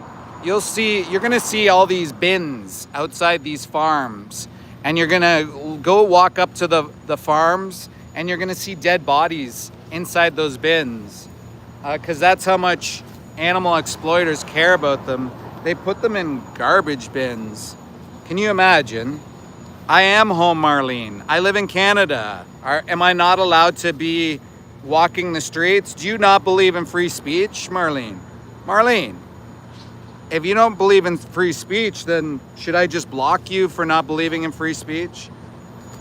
I mean, what's the problem with sharing the truth? Go to like your home. Well, I am home. I mean, I'm retired, Marlene, so why can't I go and expose this disgusting hell facility? Marlene, do you realize that people turn to drugs and alcohol? There's increased violent crime rates surrounding these facilities. Like, if you don't care about the animals, well, there you go. You can tell, but why are you telling me to go home? I mean, that's not really freedom of speech. You're just trying to stifle my freedom of speech, right? Why is that?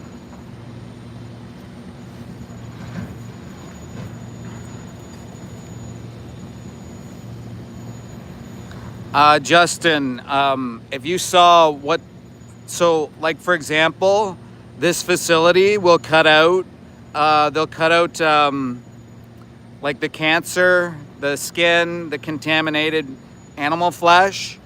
They'll put it into a rendering facility and then they'll feed your dog. Absolutely disgusting. I would never do that to a dog. It's really terrible what they do with the food. If you've ever been to a rendering plant, guys, you should. Yes, I had 3 police come up to me, 3 police people come up to me. What am I frauding, Craig? What's their fraud? Yeah, it is, Justin. I didn't, honestly, even as an inspector, I didn't really even think about it until years later when someone pointed it out, but it's really worth looking into, checking it out, looking into that. So I have some people kind of looking at me and coming kind of curious about what I'm up to. So guys, I'm out at St. Helens. If you're just joining, it's a slaughterhouse facility. They kill dairy cows. They kill lambs as well on occasion. These poor, if you don't know much about the dairy industry, I highly recommend you go watch a video called Dairy is Scary. It's 5 minutes.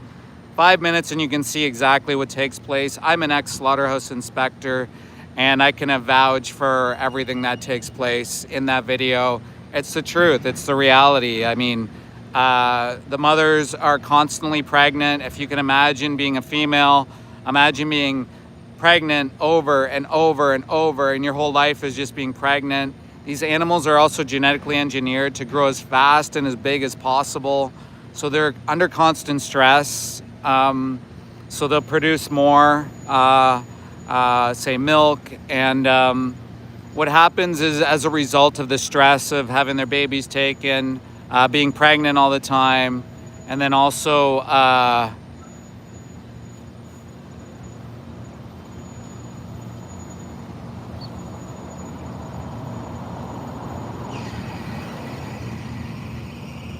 sorry guys.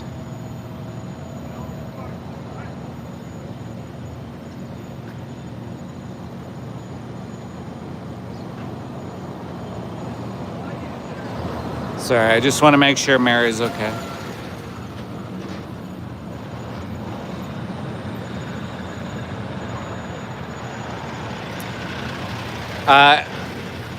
So as a result of these cows being, you know, genetically engineered the way they are, and they produce as much as they are, they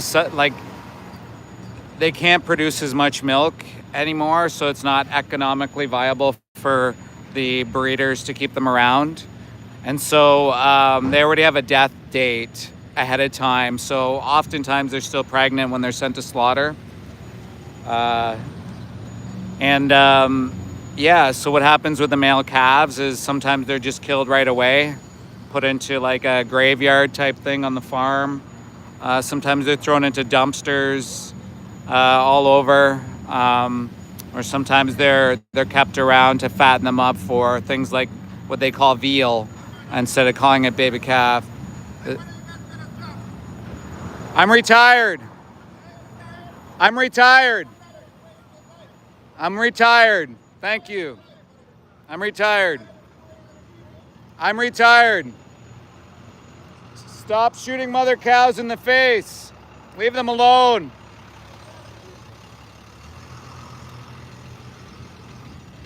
So you got the employees yelling at you. Leave the cows alone. Leave them alone. Leave them alone.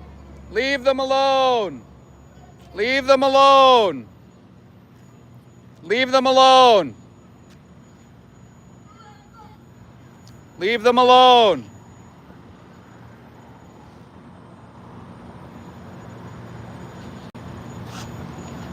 This is what happens, guys. I'm standing here filming, and this guy's yelling at me.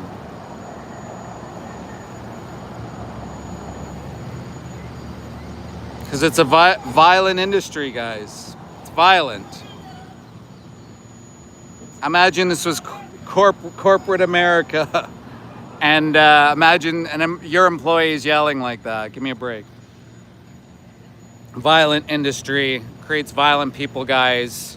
You can look into the statistics. There's a video called What Killing Animals Does to Your Brain. You can see what it does to the psychology of somebody who takes lives. Generally, I talk to people about the first time they've taken a life. So often, most people will remember that first time vividly. And the more you do it, the more apathetic you get. Oftentimes, you turn into psychopathy as well. So people will turn to substance abuse, turn to alcohol. There are higher rates of grape. There are higher rates of SA. Well, there's nothing manly about being a baby, like pretending you're a baby cow. Is that what you're trying to say as a man? Like, do you walk around with a sucky in your mouth? Absolutely, DMA. Go take a look. I'm not just making that up. There's data behind that. And so these people turn to violent crimes, and it's really disgusting for society. Why would you want to have that? Thank you, Biz Markey. Keep saying it. Maybe it's true. Who knows? You never know. Sarah, eating the flesh of innocent animals is disgusting and abhorrent. Why do you hate animals? Let me guess what you're going to say. The typical, I don't hate animals. I love the way they taste. I mean, Sarah, would you go around kicking dogs? Would you go around putting dogs into hot cars and letting them burn to death? Well, that's what happens basically to these animals. They get put into gas chambers, or they get shot in the face, or they get electrocuted, and then they have their neck slit. All for what? No, my shoes weren't made from baby cows, Relt. I don't get this whole shoe thing. I mean, like, there are vegan shoes. You know that, right? There's vegan clothing. There's vegan food. Do you not know that? Do you not know that? Bro, Axel, I worked for the Canadian government for 15 years, dude. 15 years, and I'm not politically one way or the other. I think it's all corrupt. It's all fucking joke. Basically, all politicians are at the servitude of the animal agriculture industry, the oil and gas industry, all these industries. And it's funny that, like, people who claim to know better are so far one way or the other, which is kind of sad, right? Yes, Canadian government makes sense, yeah. I was a public servant, though. I wasn't a politician, monkey, even though I was a token position, just like they are. Exactly, they don't know anything. Yeah, there's lots of vegan products, guys. We don't need to exploit others and use others for commodities. I mean, it's actually ridiculous.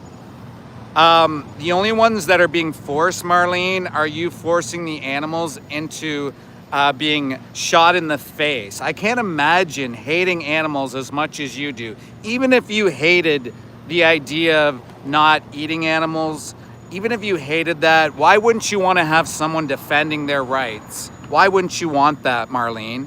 Is that how far gone you are? Like, when you grew up hunting, oh, so you hunt. Well, watch that video, What Killing Animals Does to Your Brain. My friends talked to a hunter recently, Mel and Steve, And guess what that hunter said? They said that they killed the mother and the baby was right beside them, and they felt so guilty that they adopted in the baby. Marlene, this is what psychopaths say, right? This is what happens when you lose empathy. This is what happens when you even lose apathy. You turn to psychopathy, mocking people, projecting that insecurity that you have. And Paul, are you done hunting? Tell us about your first time, your first kill. How did that make you feel? And be honest with us. Most people are never honest. They never talk about it. Thank you. Appreciate it. Appreciate it. So Guy agrees we shouldn't be enslaving and torturing animals or hunting like Marlene. It's called feed it. You can feed your kids food, not animals, Marlene. I mean, do you even...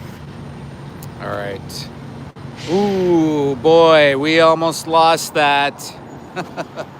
Hey guys, yes, that sucks. It did it before, and I just got a hot spot from Mary, so thank you, Mary. Guys, I think I'm probably gonna call it soon anyway. We've been out here for quite a bit, about an hour and a half now. I was hoping to get a bit more time in, but I just don't know if how long do you have? How much time do you have in your phone too? Yeah. How long are you good for? What do you mean? Like to stay here? You don't care? Well, And you're okay that I'm on your... Yeah? well, this one. Yeah, okay. And I have a charger too. So if you needed a bit of a charge, I could do that too. Thank you. Well, we'll stay here for a little bit longer, guys. Guys, once again, we're at St. Helens slaughterhouse, where they take the lives of cows each and every single day. Earlier on, if you go back in the live stream, we had the employees that were triggered. They came into my face. You can see how aggressive they were. Pretty obvious that this industry is aggressive. The police came. They had a conversation with me. But I told them, basically that I've been around this industry longer than they have. So, it was a respectful conversation, I think. They just asked me not to impede the truck, which I don't. I just filmed the truck, and I filmed the innocent beings on there. I'm going to have to work out this situation where the phone just abruptly dies. Who knows? There's other interferences going on. So yeah, once again, I am at St. Helens Death House, where they take the lives of innocent cows. I was getting into some storytelling earlier. I was on a peace bond, but today officially I'm not anymore. We exposed, or in part tried to expose, a place called Hybrid Turkey. There's 7 of us arrested. Ultimately, the charges were dropped with a peace bond, and we were given a $1,000 fine and told we couldn't go to any agriculture events. But now that peace bond's over, and, well, I'm not saying I'm gonna go do those things, but legally speaking, I'm allowed to do what I want. It was pretty stressful. They said they were gonna give jail time. They surveilled us. They got a third party surveil us, which is crazy. You come to think about it, we're just animal rights activists. We were just exposing what takes place in this disgusting turkey facility, where they take so many innocent lives. It's a breeding facility. You can go take a look back at one of my Instagram posts with a couple of speeches, or type in Meet the Victims 2. We made the news. We were all over the news in Canada, different news agencies and the papers and such. I do find it ironic now that the police are here that the security is taking a step back, being so aggressive earlier, right? So here's one of the trucks. Here's the guy who tried to beat me up on that truck over there. So he's leaving. There were 2 down. No, it's not terrorism. What the hell are you talking about? There were two down cows in this truck here. They were on the ground. They're not allowed to be on the ground. And these truck drivers know it. That's probably why he was trying to get in and out so fast. But he could care less about the cows, right? He's just in it for profits, just like St. Helens, the disgusting hellhole facility. In it for profits. Nobody cares. They just want money. Money and greed. And they don't even realize that most people probably are a little bit empathetic towards animals. And all they're doing is giving stockholders and these multi-billionaires more money, trillionaires, whatever, not trillionaires, billionaires, money, so they can put their sons in, say, F1 car racing like the Latifi family does, or they can go buy their yachts, and they use marginalized humans to do the things that they do, so they can profit and make massive amounts of money off the exploitation of innocent animals. Pretty crazy. We live in such a dystopian world sometimes. It makes you lose faith. Like people like Marlene justifying her violence towards animals. She goes hunting and takes their innocent lives. She ruins families. She probably would call it conservation. Trophy hunt. I guarantee she probably has a few heads in her house as whatever you want to call it, as trophies. And then also probably has taught her kids or whatever to be exactly the same, to have little empathy for animals.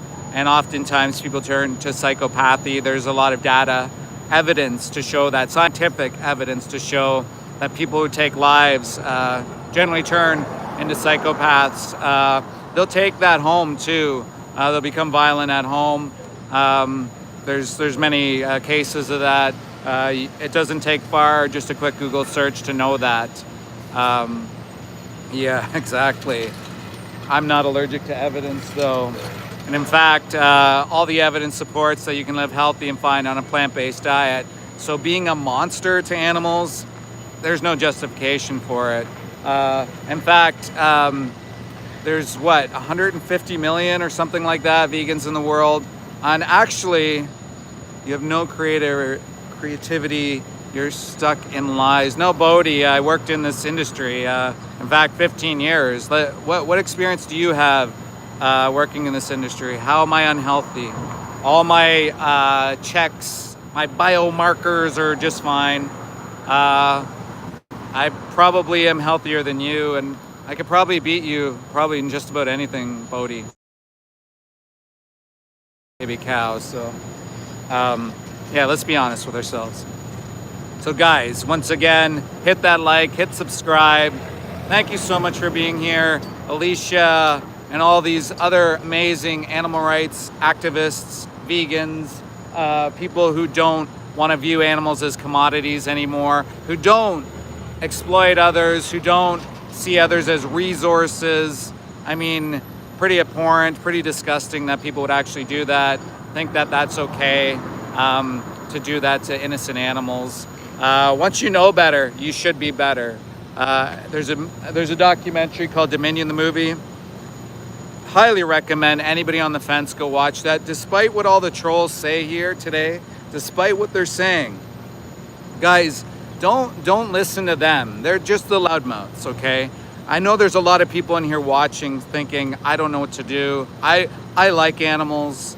I don't want them to be the reason that they suffer and what they go through. I'm a little confused.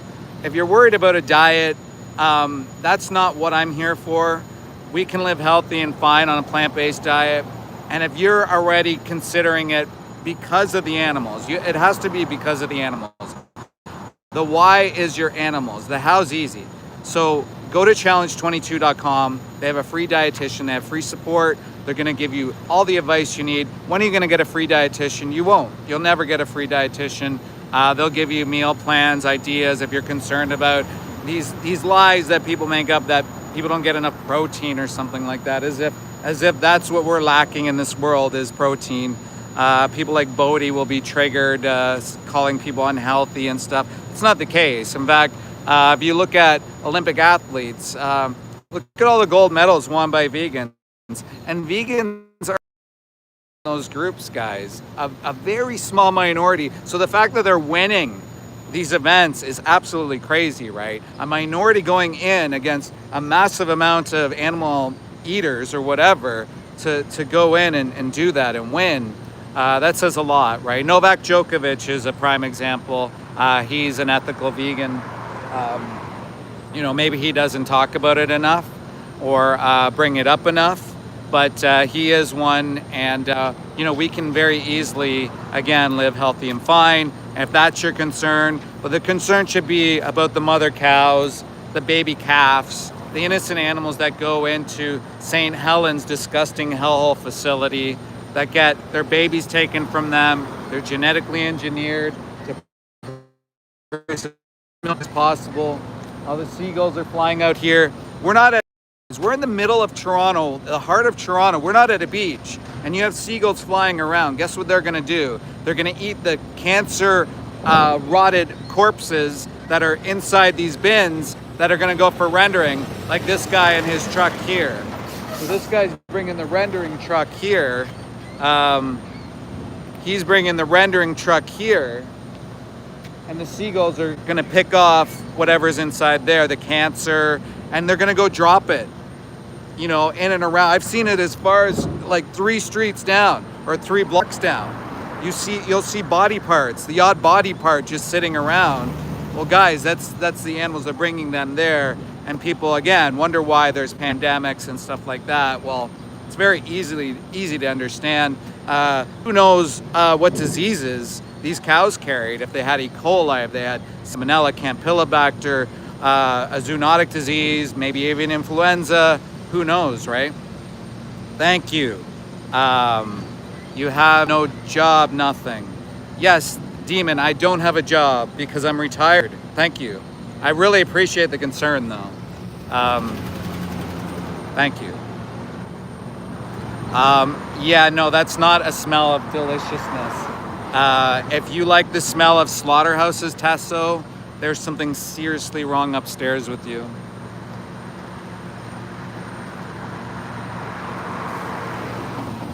Well, I'm not 40, Demon.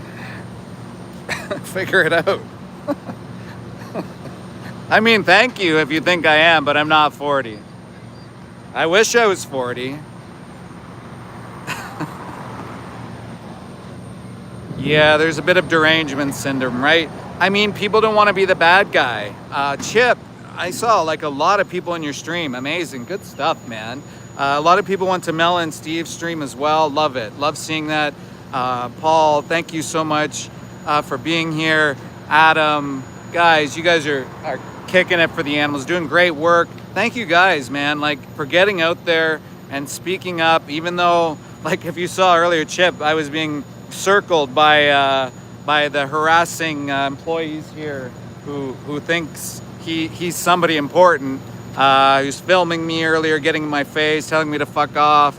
And so was the manager to some extent, so harassing me from the car. And then they called the police on me, which is hilarious because they were the ones harassing me. But it just goes to show, right? If they can't break me by trying to intimidate me, well, then they're going to look for other ways and go cry to the police or whatever it is. So the police are here. They came up to me, which is fine. I just think it's a waste of government services. You pay tax dollars. So it's places like this place that probably got subsidies already. That probably already fucking got subsidies already, right, Mary? Probably got subsidies already. And now they're having even more tax services come out of having police come by here, right? Steve, you can say you got a rack of ribs all you want. I worked in slaughterhouses, bro. I don't think you're gonna affect me in any sense. You just sound like, an NPC, a drone. Like, come up with something original? No, being on the sidewalk, expressing your fundamental freedoms of expression off planet is not terrorism. Go figure. Go figure. We fight for our freedoms of expression or the Constitution, whatever you want to call it, to be able to speak out and express ourselves. And we're allowed to talk about these things in our countries. Go figure.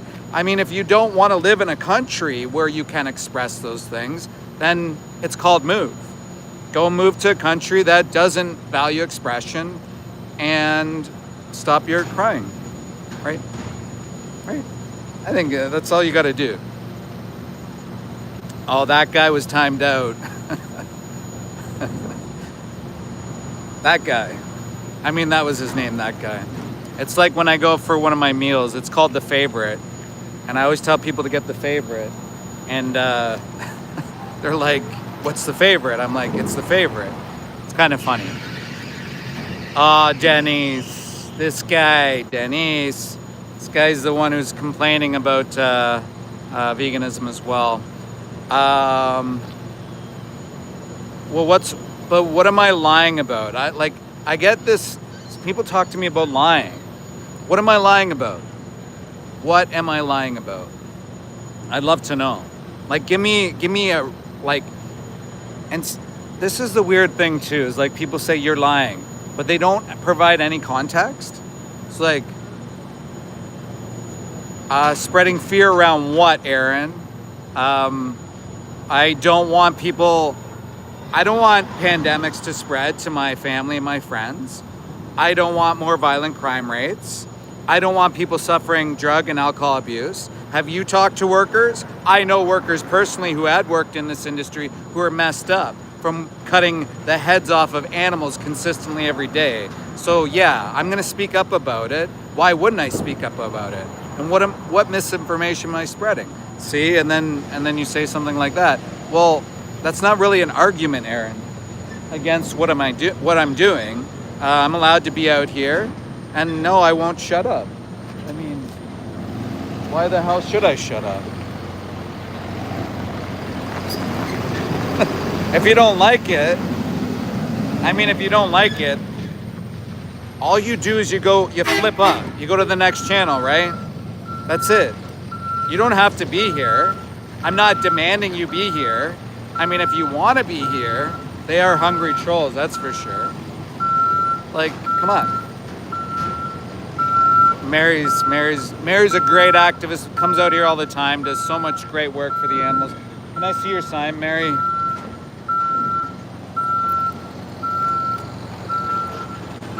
Hundreds of cows are killed here every day. Maybe I'll turn it around.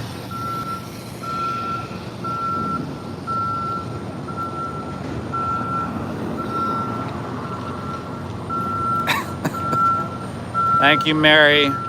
You rock. Appreciate you being out here telling the truth, because a lot of people in this chat are scared to take responsibility for what they pay for. They don't want to know, or they don't really know, or maybe they've killed, all these things, right? I've actually been inside this facility, Tyler. There's someone called Jamie Logan. I switched it around. There's someone called Jamie Logan. You can go check out her channel, Jenny McQueen, and you can see what took place in that facility. Guy grabbed my camera, but yeah, we were just inquiring about the facility because it's shut down. I wonder why it was shut down, guys. Because it's a disgusting hellhole nightmare.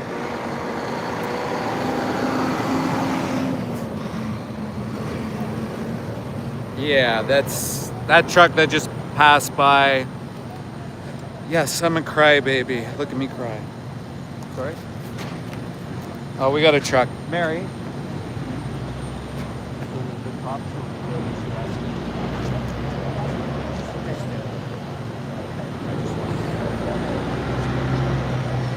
All right. So guys, the reason I'm out here today is because of this disgusting display of humanity right here. They use the words like humane. Look at all the feces on that truck. It's covered in feces. Absolutely covered in feces, guys. How disgusting is that? Those poor animals. Wow. The smell is, oh my God, the smell is just rancid. Absolutely abhorrent, disgusting industry. Oh my God, it stinks, man. This guy must have drove like a maniac.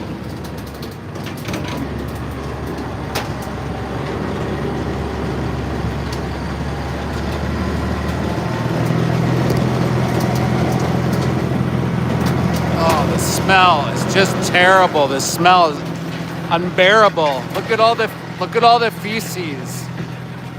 You eat that. You eat shit, guys. Why do you eat shit?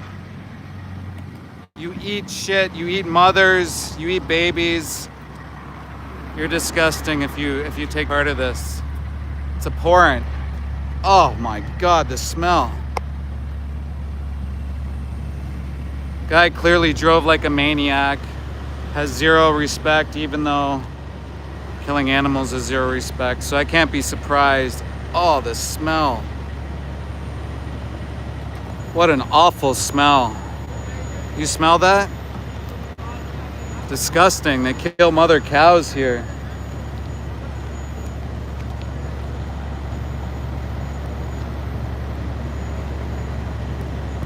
Oh my God, dude. I cannot believe that smell.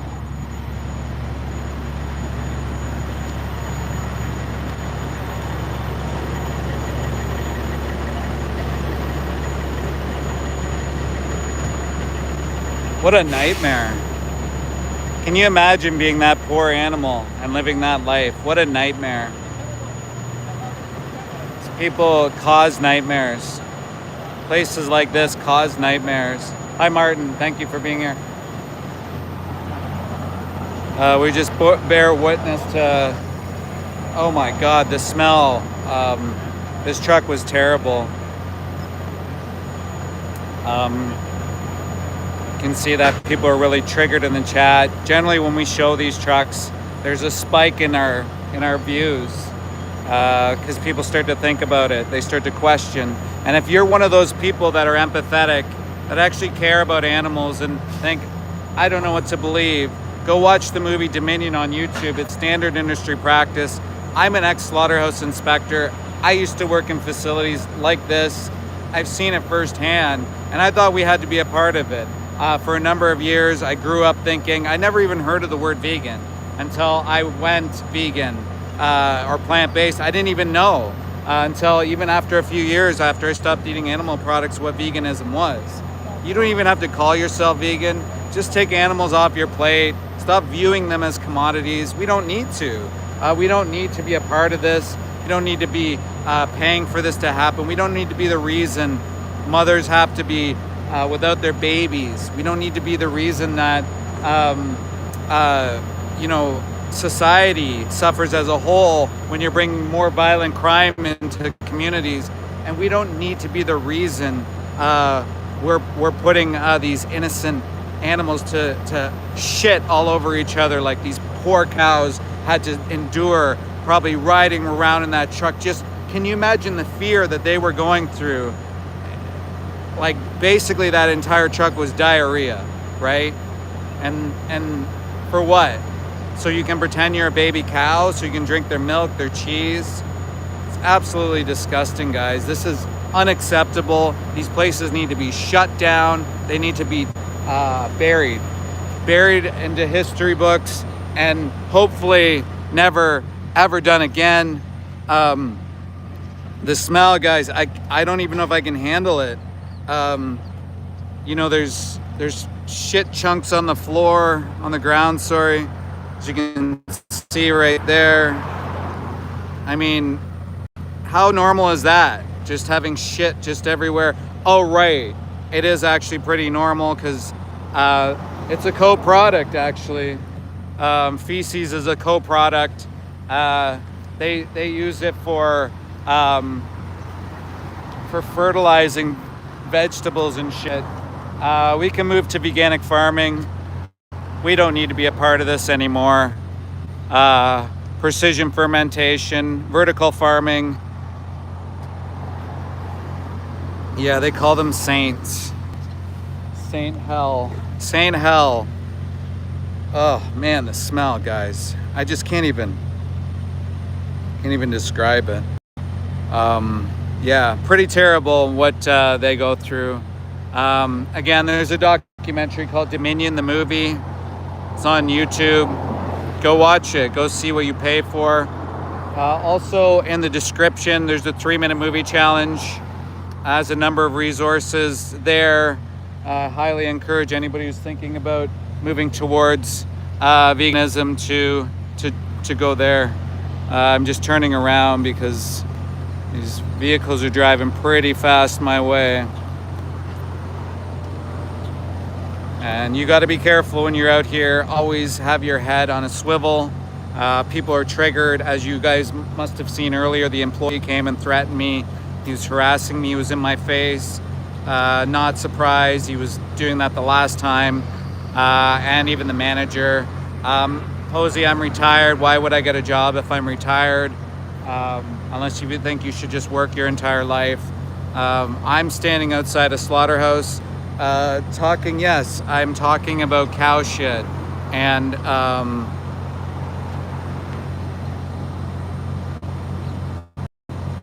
well, East Tennessee, why do you hate animals?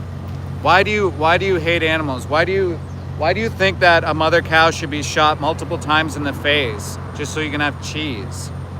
Why?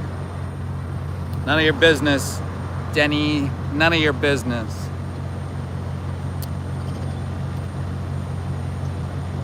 No, I'm not a homo. A homo sapien, maybe. Well, Jim, here. Is it Jim Bibby? Let me help you out, okay? Where we go? Jim, I'm gonna help you out. So there you go, Jim. So, because I know doing too many things at once might complicate things. So, you go on timeout for a day, and yeah. Bearded. You keep saying the same things, but you know you can use more than one sentence, right? Or one thing to say.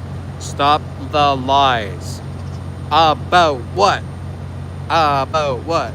About what? What am I lying about? Me.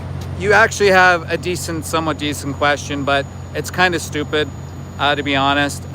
Me, if you actually care about avocados and bees, which I know you don't, you're just throwing it out as an excuse to justify your violence to innocent baby cows. Me, please go to the Super Bowl committee and say, look, either you stop Super Bowl now or you don't allow guacamole at Super Bowls, because 144 billion avocados are used at Super Bowl time. So if you're a avocado rights activist, then you should be going to Super Bowl and telling them to get rid of avocados during that time. Me. It's hilarious. So funny. Thank you, Me. You made me laugh. Yes. Actually, the joke bearded survival is a vegan walks into a room. That's the joke. Because every time a vegan walks into the room, apparently they're saying something when they're not, or people just get triggered because probably they know that vegans are right. Careful, Mary. There's some dude who just apparently you're allowed to drive on sidewalks here. Thank you, David. What is it? What did Michael Scott say? I'd love to be a part of that joke or something. I love to be a part of those types of jokes.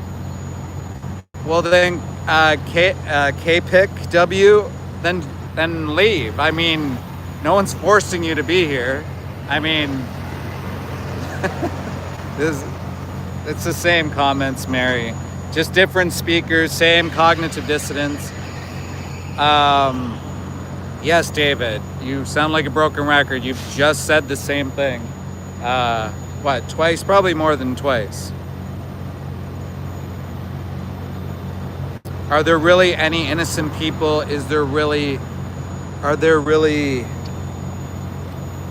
any evil? Well, Axie House? Well, I mean, these places create violent crime. These places kill innocent mother cows. They put them into slaughterhouses. They put it into factory farms. And imagine we lived in a world where we respected animals. We didn't view them as commodities or exploit them. Of course we're gonna live in a better world. Of course we are. Because you're gonna respect beings from a little being yourself, right? That's not hard to understand. It actually makes a lot of sense. Empathy goes a long way. We've moved into this world of apathy. Well, at least I'm not the stupidest person, David, thank you. I'm about the stupidest person, but I'm not the stupidest person. So at least I haven't hit that bar, David. Thank you. Maybe someday I can reach the podium of stupidity. Hopefully, maybe one day. Thank you, David, for pushing the algorithm and engagement, because that helps. This place is fucking chaotic. My God.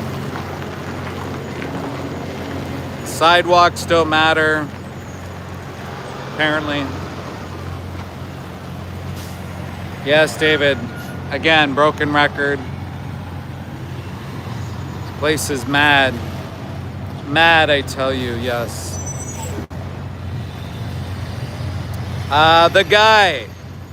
Okay, we'll stop spamming the chat and allow me to acknowledge that farming kills animals. Congratulations. I mean, doesn't everyone know that? I've acknowledged it. So what would you like me to do about it? Oh yeah, veganic and vertical farming and precision fermentation. What's your solution? Guy? That guy? What's your solution? Continue the way we're going? Continue to unalive mothers? Continue to... So eating veggie make no difference? No. Well, that guy, maybe you don't understand the stats. Let's say we switch to a plant-based food system tomorrow, which will never happen, right? It's going to take a bit of time. I got to convince people like you. Does whatever they want, huh? Causing chaos. Absolute chaos. Should we not pull people over here? Hope those aren't mother cows in his hand. 75%. Right. Got it right there. So 83% of agricultural land is used to farm 92 billion land animals. Probably more than that, maybe 100 million. And so if you switch to a plant-based food system, you need like 25% of that land, and you can feed more people. So it's pretty simple. It's not hard to look at. I mean, you're feeding all that fresh water, all that those plants to the animals, and then you're eating them. Cut out the middleman, and you'll have a lot more cropland. You'll have less environmental degradation. You're not going to have feces everywhere because it's going to be veganic farming. So you won't need as many pesticides and shit like that. It's disgusting. If you really think critically about it, that guy, go to ourworldanddata.org, and they have all the statistics there, and you'll learn a little bit about it. Doofus. So eating plants is not killing plants, huh? Oh, maybe they moved. What the hell's this guy talking about?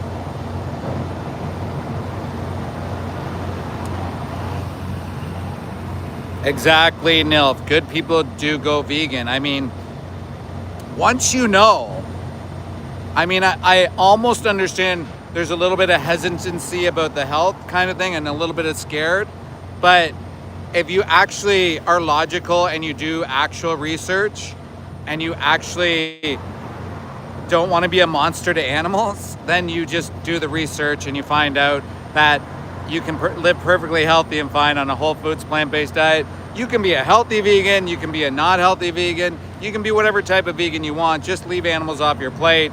Think about it. You wouldn't kick a dog. You would save a dog. You wouldn't want somebody to step on their tail. You wouldn't want to burn a dog in a fire. And let alone we're putting baby pigs and chickens into gas chambers, CO2 gas chambers. They scream for their lives, guys. They scream for their lives. They don't want to be in this position. Hey, Fly Sensei, thank you for being here. Appreciate all the work you're doing. Go subscribe to Fly Sensei, guys. Marlene's triggered because she thinks that dogs and cows are so different that one deserves to be shot in the face and one deserves to be pet. And in fact, Mel and Steve were talking about their stream earlier. Hey, Tone, how are you doing, brother? We're talking earlier about how bizarre it was that these slaughterhouse truck drivers, they're driving in with their companion dogs. They're driving in with their dogs, but they're driving off other, sort of like puppies. If you see cows running into fields when they're free from being oppressed, you would see that they're just little puppies as well. You just designate them in different categories. It's called speciesism, Marlene. Marlene, by the way, takes lives, guys. Jake Plankeezer, how are you doing? Go subscribe to that guy. That guy's doing the best work possible, exploiting these fucking places. Sorry, I gotta take a drink and slow down a bit.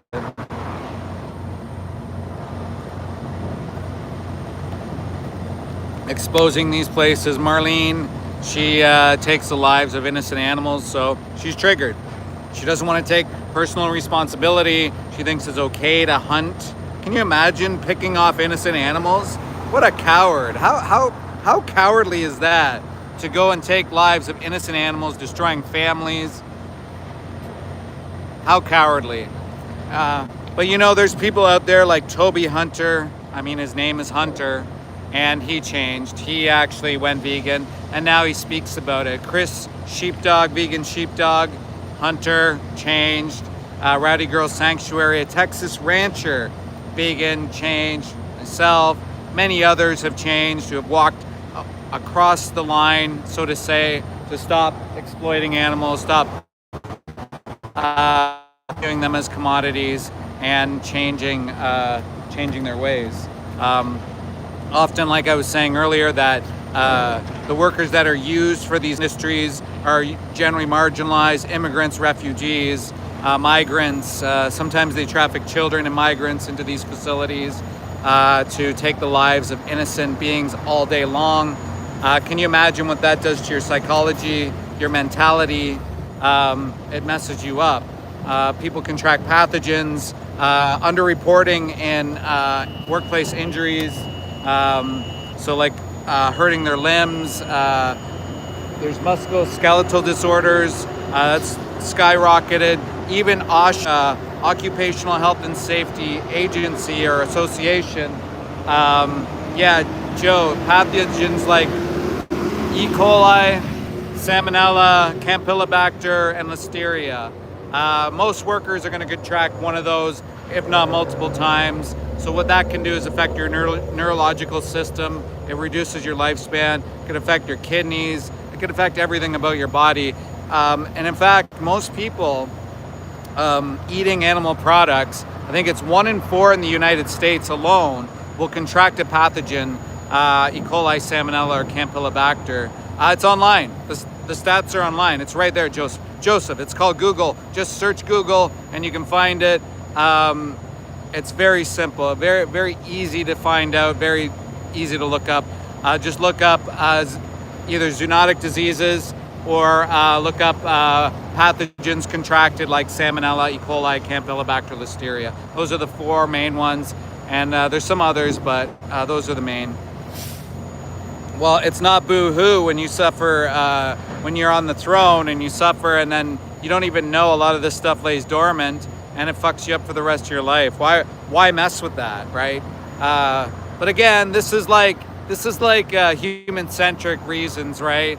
Oh, I'm gonna contract something. Oh, I'm gonna get sick. Oh, it's gonna be me. Oh, it's gonna be me.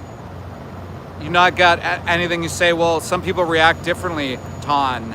Some people actually react differently. and you don't even know.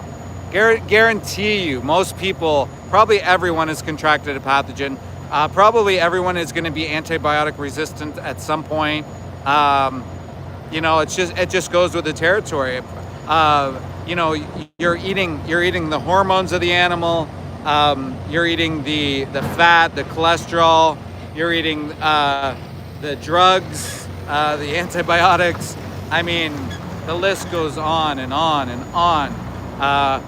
These animals are covered. You saw the truck earlier. Maybe you weren't here earlier, but they were covered in their feces. How do you think they clean that up? Magic?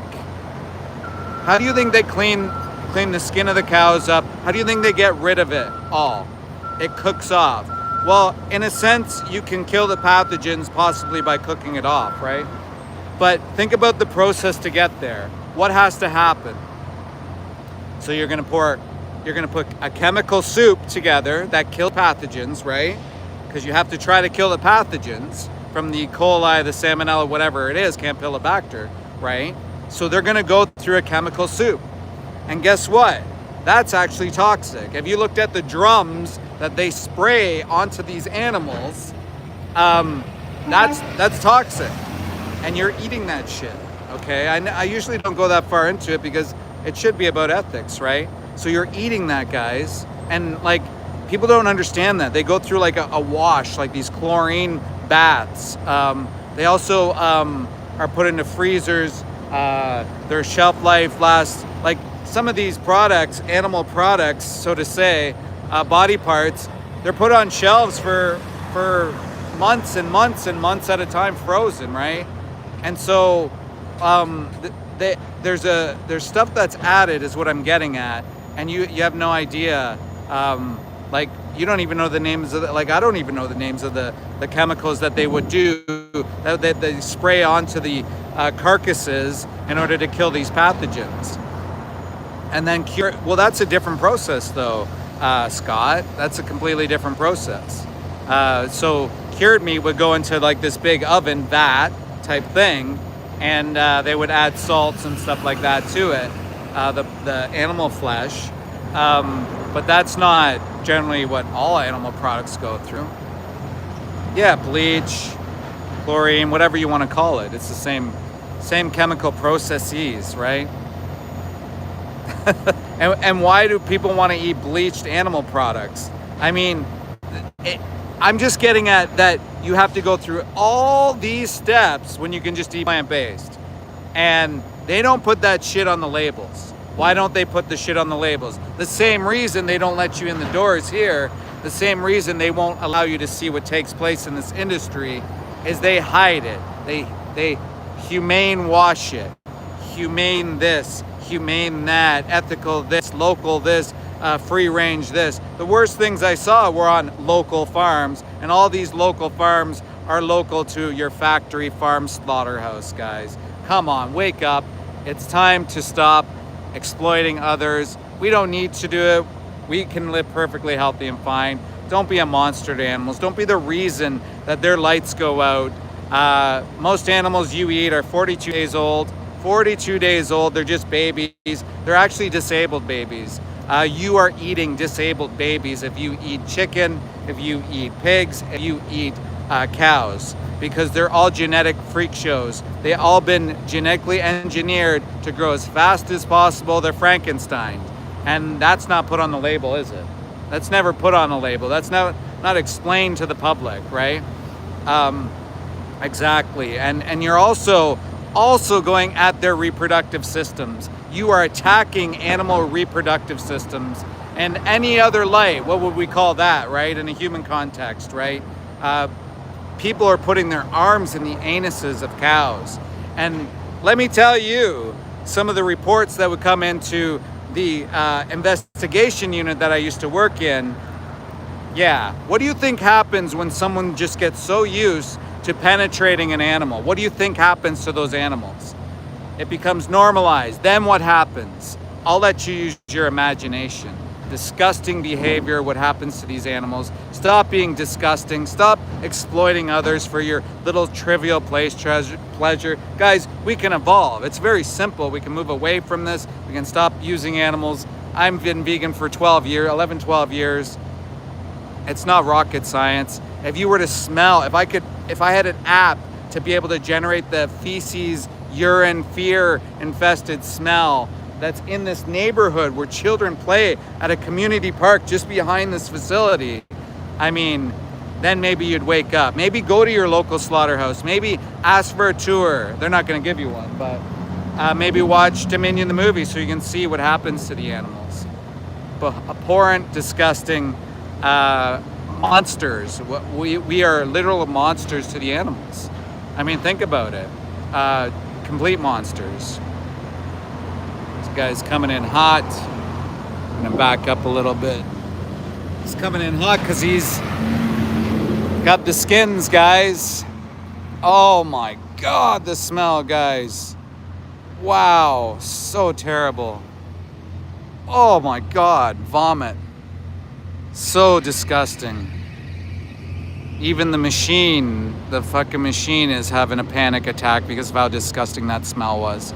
Now that's gonna go to a rendering plant because there's some body parts left over from the skins and likely contaminated, and that's gonna go to your dog food. I mean, if you love your dog so much, why would you feed them that? Oh, oh, so gross, disgusting. Casey, what do you mean blaming meat eaters, blame the industry? Well, how do you think the industry happens, Casey? It's called supply and demand. If you stop paying for it, it stops happening, right? I estimate between 5,000 and 10,000 lives someone will take. You can stop being that person. Imagine 5,000 to 10,000 people are in front of you. Innocent animals are in front of you. Would you shoot them in the face, or would you go for the other option? I'd imagine you go for the other option. I would hope you would. I'm not saying it's your fault the industry started, but in a sense it is. Because if you're paying for mother cows to be shot in the face so you can eat their body parts, it's simple logic. It's not rocket science.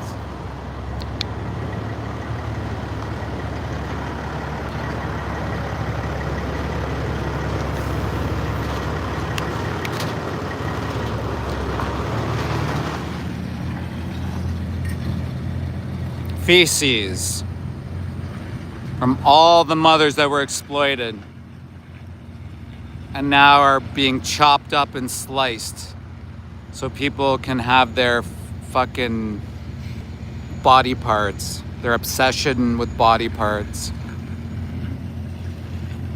Imagine thinking it's okay to drink another species' milk.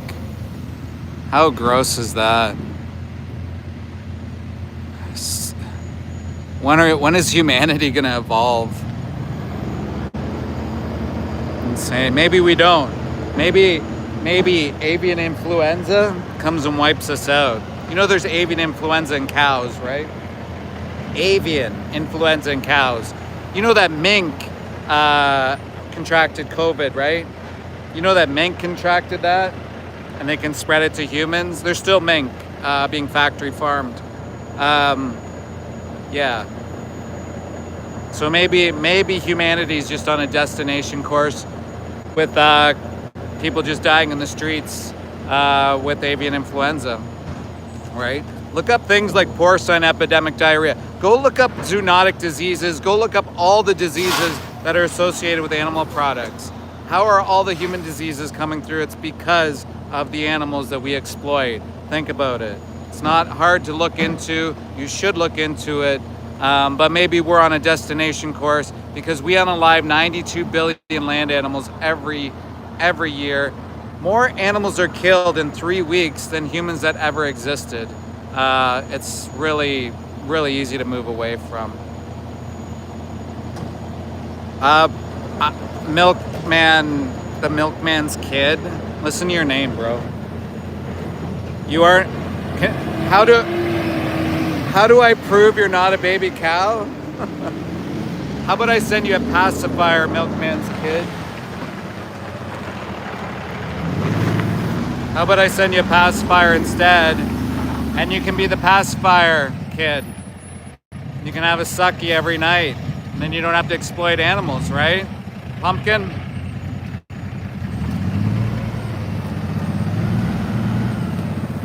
Well, since Dave's here, maybe I'll call it. Eat yams, not lambs, exactly. Go follow Haas Vegan. He's out there in the streets all the time, busting it for the animals. Really appreciate all the work you do. You do it with kindness and empathy. I'm a bit more of a pushback kind of jerk sometimes, but yeah, maybe that's what the industry created, a jerk. Not surprising, right? Yeah. So guys, again, I'm at St. Helens where they execute innocent cows every single day. Guy took a card. Mary's giving out cards. Mary's doing a great job. Mary's been out here with me, listen to me yap away. Yeah. My folks actually worked in slaughter. My mom worked in slaughterhouses. She's taken lives. My grandparents, my grandma and grandpa, they worked in slaughter. My aunt, and then I followed suit, becoming an inspector along with my uncle. So I worked as a slaughterhouse inspector for 15 years, and I changed. Ooh, I took responsibility. Ooh, so difficult, isn't it? Anyways, guys, what are we at? What's 152? If you have any questions, please put them in the chat. Bearded survival clearly is triggered. Actually, my mom's happy I'm doing that. She suffers from flashbacks like I do. Why do you want to be the reason someone suffers flashbacks and has nightmare? Ramel, don't make me ban you forever, bro. I can do that. But yeah, if you have any questions, like genuine questions, ask away, because I'm gonna call it. If you have, if you have any questions, if you're vegan, put a 1 in the chat as well. And please, anybody who sees the vegans in the chat, go and support them, go follow them, go subscribe to them. And if you're 2, you're an animal abuser. Thank you, Martin.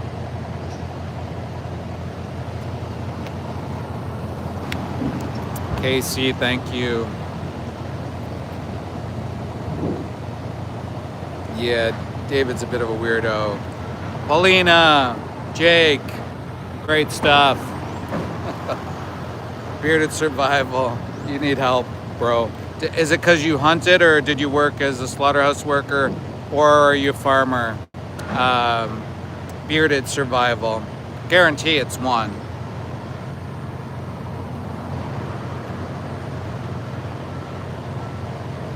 Chemicals, provable. Oh, so you're saying pasteurization. Are you saying there's no hormones or there's no trace?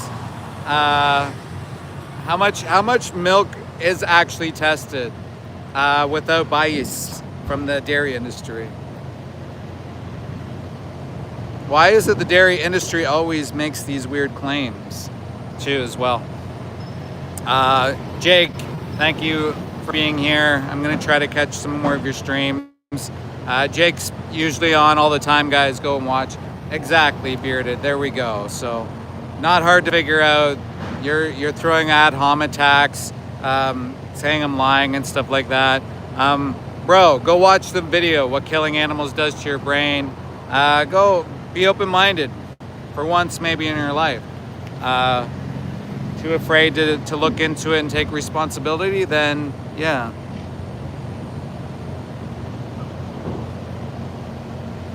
Did you inspect on the kill floor while it was in use? Yes, Haz. So my job was to, well, there were several different positions on the kill floor. So one would be at the end of the line where you would take samples and you would determine whether or not they met the quality standards. So if there was contamination, disease, feathers, stuff like that, or different discolorations. And then there was a couple spots on the line where originally the inspector, there was 2 inspectors, or 3 actually when I first started, but that sort of dwindled away and was given to the employees. So you would just were an online inspector. Basically, ensuring that the employee was getting the right birds off the line for the vet to take a look at, or we would determine whether or not they met safety standards. So basically contamination or disease. Also, part of my role was the animal transportation. They used to call it humane transport. I wonder why.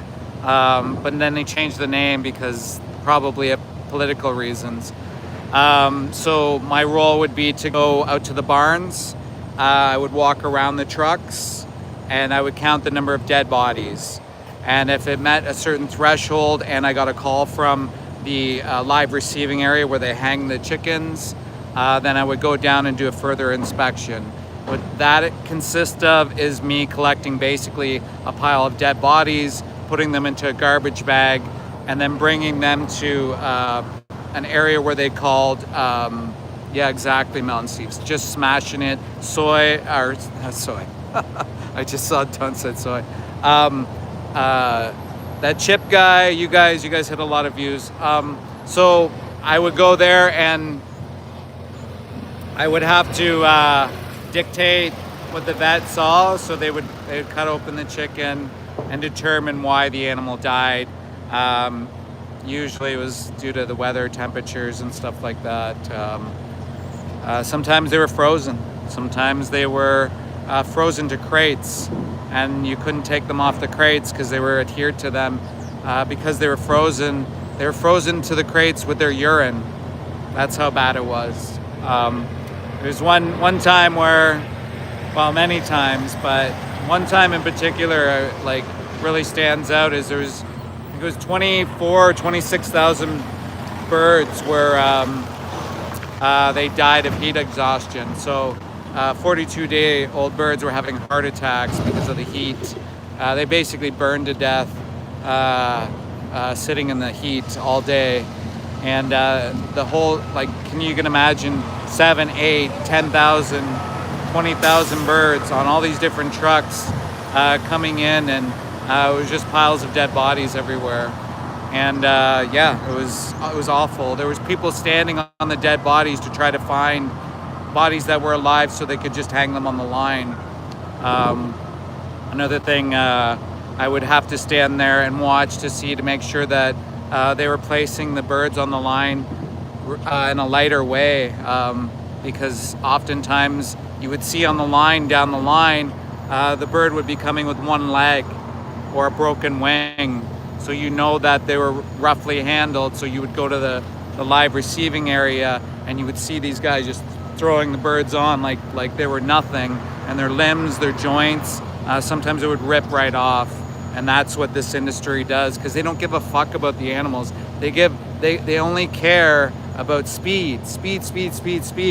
And even as an inspector, like, it's so hard to like be in all these different spots at once. So if a line would shut down, then you would have to think, well, maybe these birds were missing the neck cutter because of the way the line's set up. And sometimes the birds would be stuck in a skull tank and they would burn to death. Sometimes you'd just be sitting on the line and you would see the birds would be really red, and that was as a result of something messing up where the neck slitting area wasn't done. The other thing too, a lot of people don't know is this halal idea, halal certified. So at Maple Lodge, for example, and I wanted to always do a video on this, and maybe I should have. So they have somebody praying on their facility. They have somebody praying over the birds, all the birds, okay? And so some of the birds will then be labeled as halal, and some of the birds won't. So if you're like say if you're someone who's godlike and you don't want somebody praying over your birds, it doesn't matter, because they're being prayed over upon, right? So these are the kind of industry lies, the things that they make up. Maple Lodge stuns birds. They put them in gas, and they talk about halal, but they were still halal certified, right? So I'm just going to show you guys here why we're out here, why I'm out here specifically.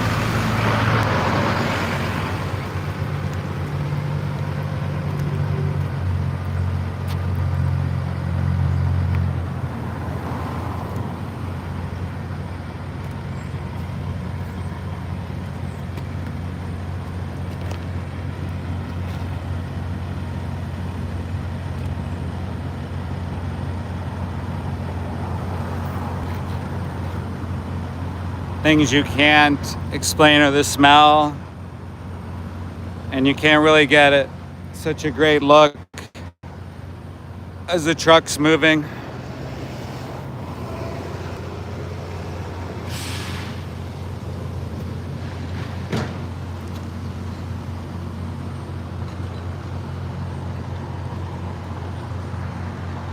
Yeah, guys, check out how the entire process. Tone has put it down there.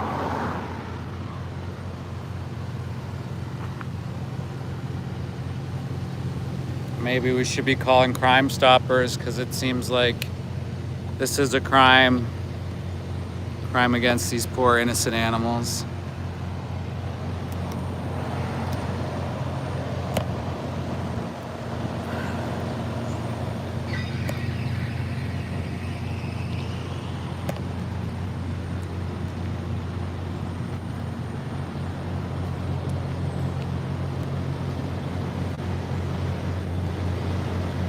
You know, sometimes you're here and the truckers will bring their children.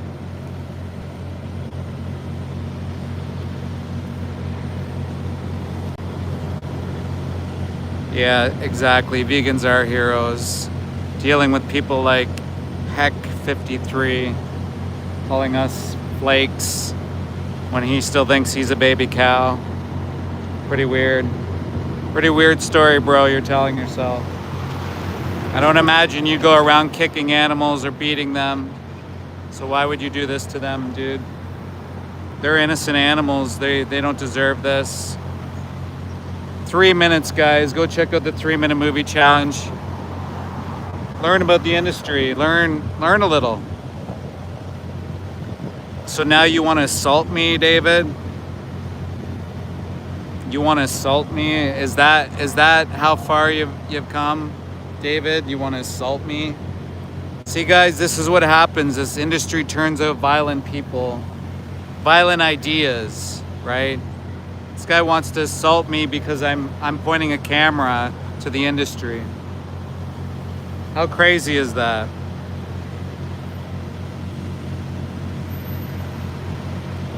My name's David too, by the way, Harry. So thank you. Thank you for a big up to me.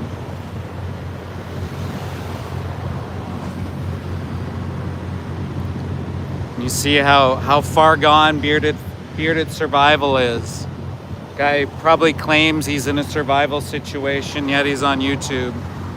Scared to take accountability, scared to change his ways. Why? Why are you afraid, bro? Lots of people have changed. A lot of people have changed. Hunters, slaughterhouse workers, farmers, all these things.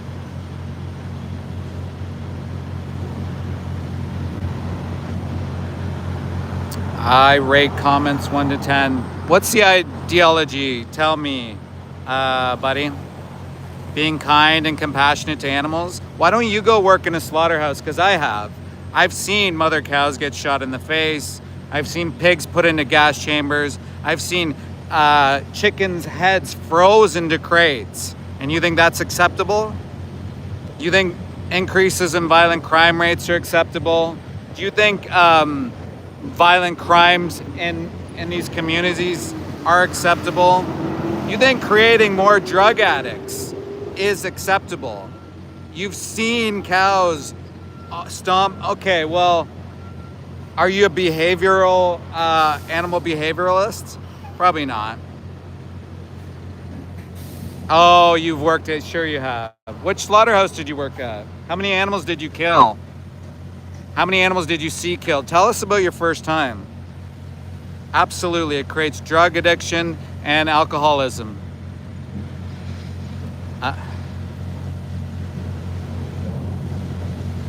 Yeah, delete your comment, exactly. It's like acting like I don't know shit about the industry, bro. I worked in it 15 years. I've been on more farms than every single farmer in here, probably combined. I've also been in more slaughterhouses than everybody in this live combined as well. Been to more processing facilities, fish inspection facilities. I've been to all of them. So I don't need to lie. Yeah, exactly. People turn to drugs and alcohol as a coping mechanism. The science is there, the data is there. I mean, you know, like, if you thought logically, you'd be like, yeah, that makes sense. If taking the lives, I remember going to, it used to be called Better Beef and now it's called Cargill, where they used to use prisoners actually to kill all day long, because that's a good way to punish people, to put violent offenders into places where they can enjoy what they're doing. And more specifically, like this, I remember this one guy, his eyes were just beady and white. You could see he was getting off, on slashing these poor mothers' throats, just like a weapon, like he was a samurai, just slashing away. I was fucking scared to go in that facility and see that guy. I stood way back anytime I was near that guy, because he's very unpredictable. And if you watch my friend Jack Hancock, he's got a documentary out. He speaks to a slaughterhouse worker, and you'll see that slaughterhouse workers have very similar experiences where they disassociate themselves. They think they're somewhere else, or they act like they're somewhere else. That's a skin Cinemax. It's a rendering facility. So they have these similar experiences where they picture themselves in different places, like a beach or something like that, while they're working in this industry. They turn to drugs, they turn to alcohol, and oftentimes that translates at home. People will then turn to domestic violence and stuff like that. And it's no surprise, guys, if you're enacting violence on innocent animals. I mean, how can that actually even be a surprise, right? And so there's a lot of data out there to show this as well. And the other thing is, like, these workers don't report their injuries because they're fear of losing their job or getting deported and stuff like that. So they just deal with those things and they don't tell anybody. So they don't get any type of mental support. They would never. I mean, you have to have this certain mentality. Like, I remember I had to shut things off and say, okay, well, I can't have any feelings about this because, you know, it has to happen or something like that. I had to put that in my mind. But it's not true, obviously, but that's how I was brainwashed to think. I mean, most people are. Most people think it's mandatory or you have to. But I think, yeah, like no injustice lasts forever says, once you learn about things, well, I know it's a true thing because I've seen people cut off their limbs. I saw a guy get his hand caught up in a machine, and literally the guy has no hand. Like the scream, you can't unhear that scream, right? Also, I saw a guy cut his one of his fingers, like the bottom, the top of his finger right off. And then like the musculoskeletal disorders. So a friend on the line, you know, she literally had carpal tunnel surgery on both her wrists, and her shoulder was all messed up.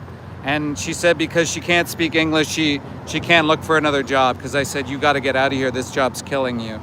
And she said she doesn't speak English, so this doesn't matter, it's just about her kids. That's what she told me. Can you imagine that? That's what she said.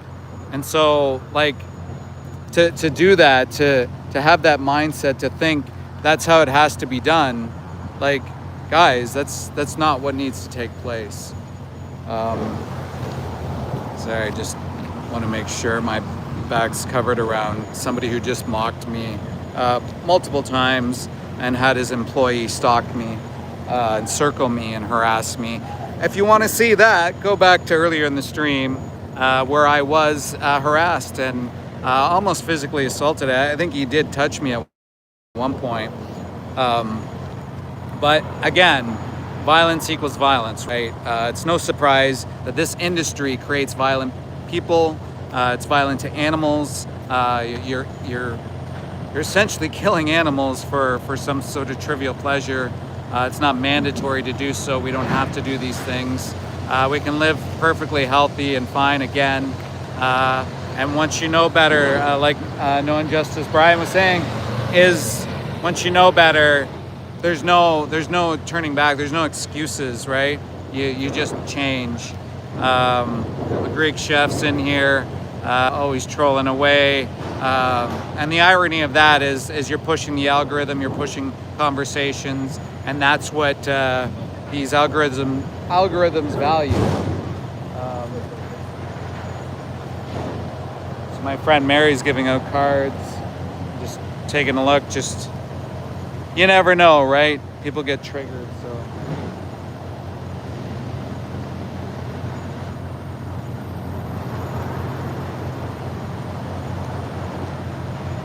So guys, October 24th, project live stream. Is it number 4 or 5? I can't remember. Sorry, I think it's number 4. Our last one we did, we were in front of the faces of 108,000 people. The one before that, 104,000. Thank you, Alicia. And prior to that, I think it was like 80 or in 50s or something like that. Guys, crazy, absolutely crazy. How many eyes we reached, how many people we reached, multiple cities all around the world, and it's only increasing. We have more people now who want to get on these live streams and speak about what's happening and the injustice that's happening to these innocent sentient beings. So it's been great. I think over the course of the streams, I think we're at something like 600,000 or 800,000, maybe 900,000 views. And then the clips coming from those views as well, clipping out shorts and stuff, well, more specifically Mel and Steve, because they're kicking it, in the millions. So we're reaching millions of people.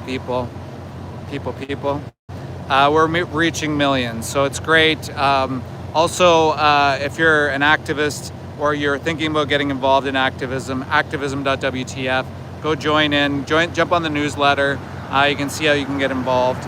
Guys, and to the people in the chat that really just don't know, they want to take a look into things, there's the link in my description, the 3-minute movie challenge. You can watch that back. Standard industry practice, I can attest. I'm an ex-inspector. I'm in Canada right now, Shay. Go check that out and check out the resources. And it's very easy. Brad, let's not be ridiculous here. That just doesn't make any sense. Most soy goes to the animals you eat, as if you care about the soy. You don't. You're just making up excuses. Again, why are you making up excuses to justify your violence? Yeah, all the mods are cool here. Thank you, Chip, for putting that out there. Guys, that Chip guy is absolutely smashing it out in the streets every day. I can't say enough about the guy. He is kicking it for the animals. Really appreciate all you do, brother. Buada, love all you're doing. Same with Axel. Tone is all part of that. Fly, I mean, the list goes on. Martin, I mean, the list goes on of how many people actually do care. How many people are taking a lot of time out of their lives just to fight for these innocent animals and trying to change the world, really. I mean, if we look at innocent animals with kindness, respect, and value them, how could we not live in a better world? Of course we would. Creating less violent crime rates, creating less psychopaths, creating less drug addicts, less alcoholics, less injuries, less pandemics, less pathogens. Thank you. And of course, the most important part, less abused animals. Guys, I think I'm gonna call it. I really appreciate you all being here. Again, I value each and every one of you as vegan, and we can very much easily move away from this again. And yeah, I'm just kind of reiterating what I just said a million times. I was hoping there'd be another truck or two coming in, but I don't know. I don't know if that's gonna happen. And I'm done. I'm spent. The smell here is disgusting. I'm gonna go have a 2-hour long shower just to try to get the smell off of me, but it won't happen. Guys, go out to your local slaughterhouse, go smell it. Go out to your local farm, smell that, and look in the dumpster bins. You'll see all the animals that are killed in those dumpster bins. And then, oh, nice, yes. And guys, go check out Vegan Gaze. Oh my God, Vegan Gaze. I love her to death. She's gonna be doing a live stream very shortly. So go in, go check out the debate, and you guys can see what side you land on. Incredible activist, Vegan Gaze. And again, once again, on your way out, check out the 3-minute movie challenge. Thank you guys. Really appreciate you all, and we'll talk soon.